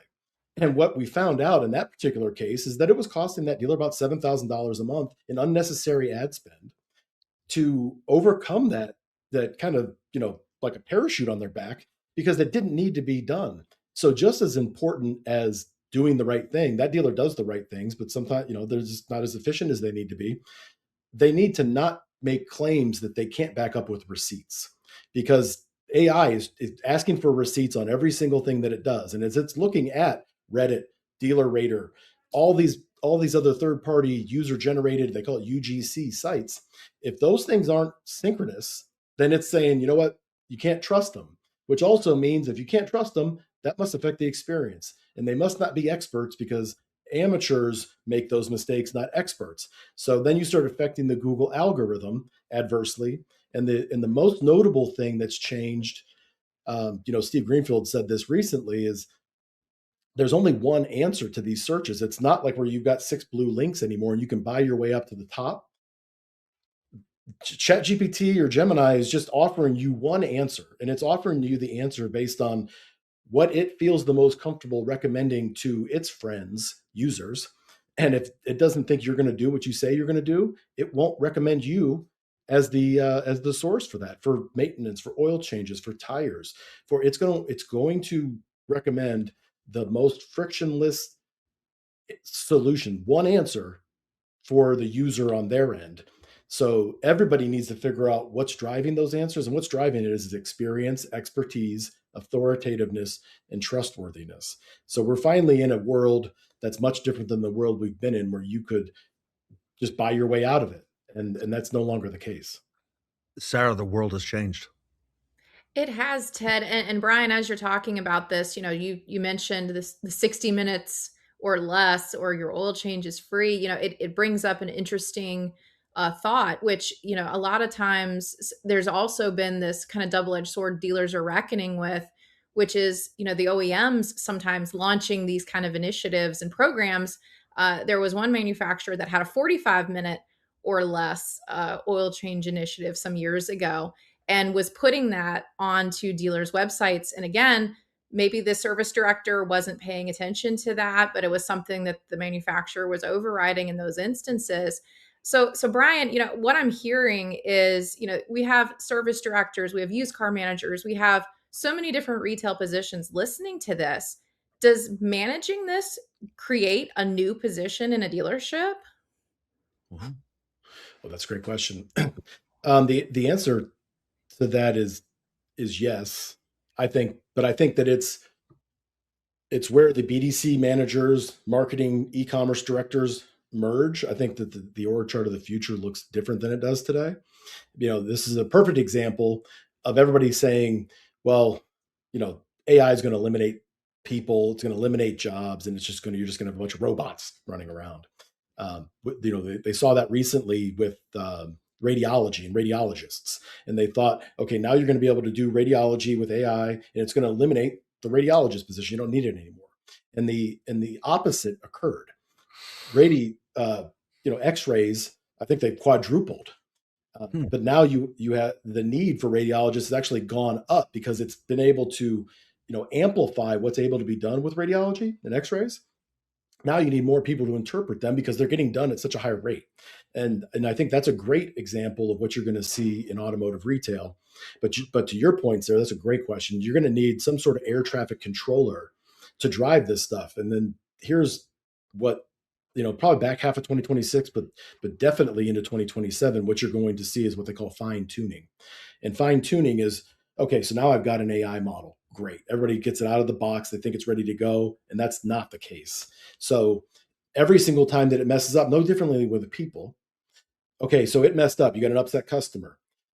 Like Carvana, for instance, when they messed up tag and title, they really dug in. They go, we're going to be the best in the world at this. But that's not what most people do. Most people go, you know what, that didn't work. Let's find another vendor. Let's find another provider. And the vendors are equally guilty on this as the dealers are, because everybody said, many vendors, not all of them, but many of them will say this is it fixes all your problems and you don't have to worry about it. It's AI, or they slap an AI stamp on it. And then you've got the dealers that just want that, right? And that's not reality. The reality is that there's a percentage in between, and maybe it's 30%, 50%, 60%. And people need to be okay with it only being 60%, and then figuring out, how do I fine tune it to get to 65%? And there's going to be a person that's looking at it that's establishing the branding for the dealership, because Fletcher Jones Mercedes is going to have a different AI personality and characteristic than a big volume Toyota store in Miami. They're just going to behave differently, and they're not going to say the same things, and they're and based on dealer personas and that sort of thing. But every dealer is going to have to put a lot of work into it. And I think that's what a lot of vendors aren't telling them. And dealers, I think, will be okay with it if the clarity is just provided up front that, hey, this is going to take work on both of our sides, and nothing good comes easy. And that's where the competitive edge, because everybody's going to have AI, it's just going to level everything out and there won't be any employees. That's wrong. It's going to be who can handle it with, and remember this term, this is going to become a big one, agentic handoff. What's the ranking of agentic handoff by associate? You'll be able to see which ones push back, which ones dismiss and say, I don't believe that, and which ones embrace it and amplifies their business. And these stack rankings are going to become superpowers for those people. And there will be what they call an orchestrator, an omega and a meta orchestrator behind the scenes that are coordinating all of this. And so I know it's a lot to digest, but yes, that's a great question. Done correctly, it will add jobs and amplify ability. Stephen Hackbarth at Northwood University, you're listening to all of this. Brian mentioned in the green room, this is undoubtedly the most exciting time in automotive retail that we've ever had in our lives. What are some of the things going through your mind right now, Stephen, with all the things that you're seeing at Northwood, some of the things, especially the last few months and this conversation here leading up to today? Absolutely. I feel like I've learned so much just from hearing what Brian has had to say, and just how ever-changing and robust this industry is. It's exciting for youth and my peers. We all always talk about just how many opportunities there are to carve out your path, whether it's in the automotive industry and in finding your niche to sort of help it grow. And that kind of leads me to a question I have for you, Brian. Thinking about where I'll be when I graduate. If we fast forward to 2027 or 2030 even, what would you say that dealers or fixed op professionals wish they would have been invested in sooner, whether it's people, process, anything like that? Yeah, that's such a good question. Wow. So I would. By the way, we're going to play this back. Good. We should. So I think that it's inevitable that AI is going to take over certain tasks. And there's a lot of tasks that, let's be candid, don't happen today, that everybody looks the other way on. And everybody's like, yeah, we make all these status update calls, and really they're texting or they're emailing and they're not making the calls. And the verified calls versus the real calls aren't in sync. That's just one example. Yeah.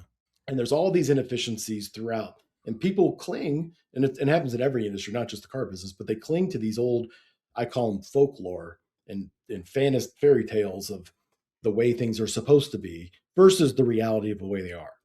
And that's all about to get revealed for the first time ever, because you've got a lot of eternal optimists, in many cases, GMs and dealers that are like, look, I trust my people. They do everything the right way. I don't want to hear anything else. Right.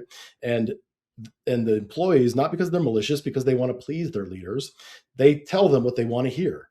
And unfortunately, those hard conversations about reality are often, bubble up in a surprise, not at the right time, that result in either turnover, demotion, or really passionate, hard conversations. AI is going to pull the curtain back and make that all really transparent so that everybody knows. And the dealers need to realize that this doesn't happen 100% of the time. It happens 70% of the time. So let's focus on how to get it to 72 instead of to 100 and look for perfection everywhere, because that isn't really a thing. That's step one, is the awareness of it. Step two is going to be, now what do I do? When I was talking about agentic handoffs, that's how the next layer of leadership management are going to be, where that, I kind of hesitate when Sarah asked me the question about, is there going to be somebody that has to orchestrate all of this? And the reason I hesitated is the answer, yeah, there is going to have to be a one champion, but that's going to be everybody's job. And that's the next evolution that's going to happen, is that every service manager, every drive lane manager, fixed ops director, body shop manager that don't necessarily typically like that type of work, parts managers who are not really the most, adaptive to change, are sales managers, are all going to have to evolve and adapt to this new agentic world and let go of things that they like to cling to in the past. And the third answer, the final answer to your question is this. Everybody, there's 5 levels of autonomy with cars, self-driving. In 2012, if Elon Musk would have came out, which they had the technology, Google had it in 2011, 10, where a car could just drive itself, right? Now, if they would have just released that mainstream, everybody would have freaked out. The public wasn't ready for that. Everything has to be an evolution rather than a revolution. And there's going to be dealers in 2030 that are at level 5 autonomy, and there's going to be some that are at level 2 or 3, but everybody will be at level 1 or 2 by then. But the ones that are at level 5, the difference is going to be so much more dramatic as to what they're able to accomplish versus the ones that didn't do the hard things today. That's, I think, the biggest aha moment, is every dealer, not just a few, are going to look back and say, I wish I would have, because everybody's doing it now. Now they have to, and now they're forced to, instead of doing it and being ahead of the curve and benefiting from it.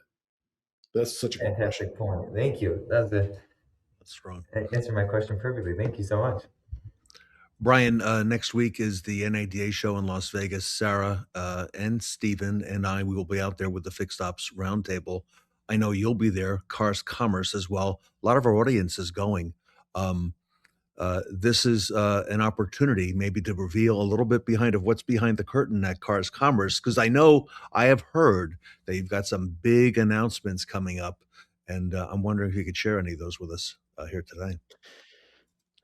So I can't share the details of it because of the magnitude, the significance. We're going to have Alex Vetter, our outgoing CEO, introducing Toby, our new CEO that's coming in. He's coming in from the data side. He comes from the software world. He's done international marketplaces. He's from Germany, but he's been masterful at marketplaces all over the world. We just brought in a new CTO from OpenTable, and so we've got a lot of fresh perspectives that are going to be really pushing boundaries. And I think that it's going to blow everybody's mind what they'll see at the Cars Commerce booth at this NADA in Las Vegas, which I agree is going to have huge attendance. So you're saying we have to come see it in person? Yes, I'm not going to be I might be part of the announcement, but Toby will be revealing it with Alex Vetter. But it's bigger than probably the biggest announcement we've made, like, ever. Sarah, there's a lot here, Sarah.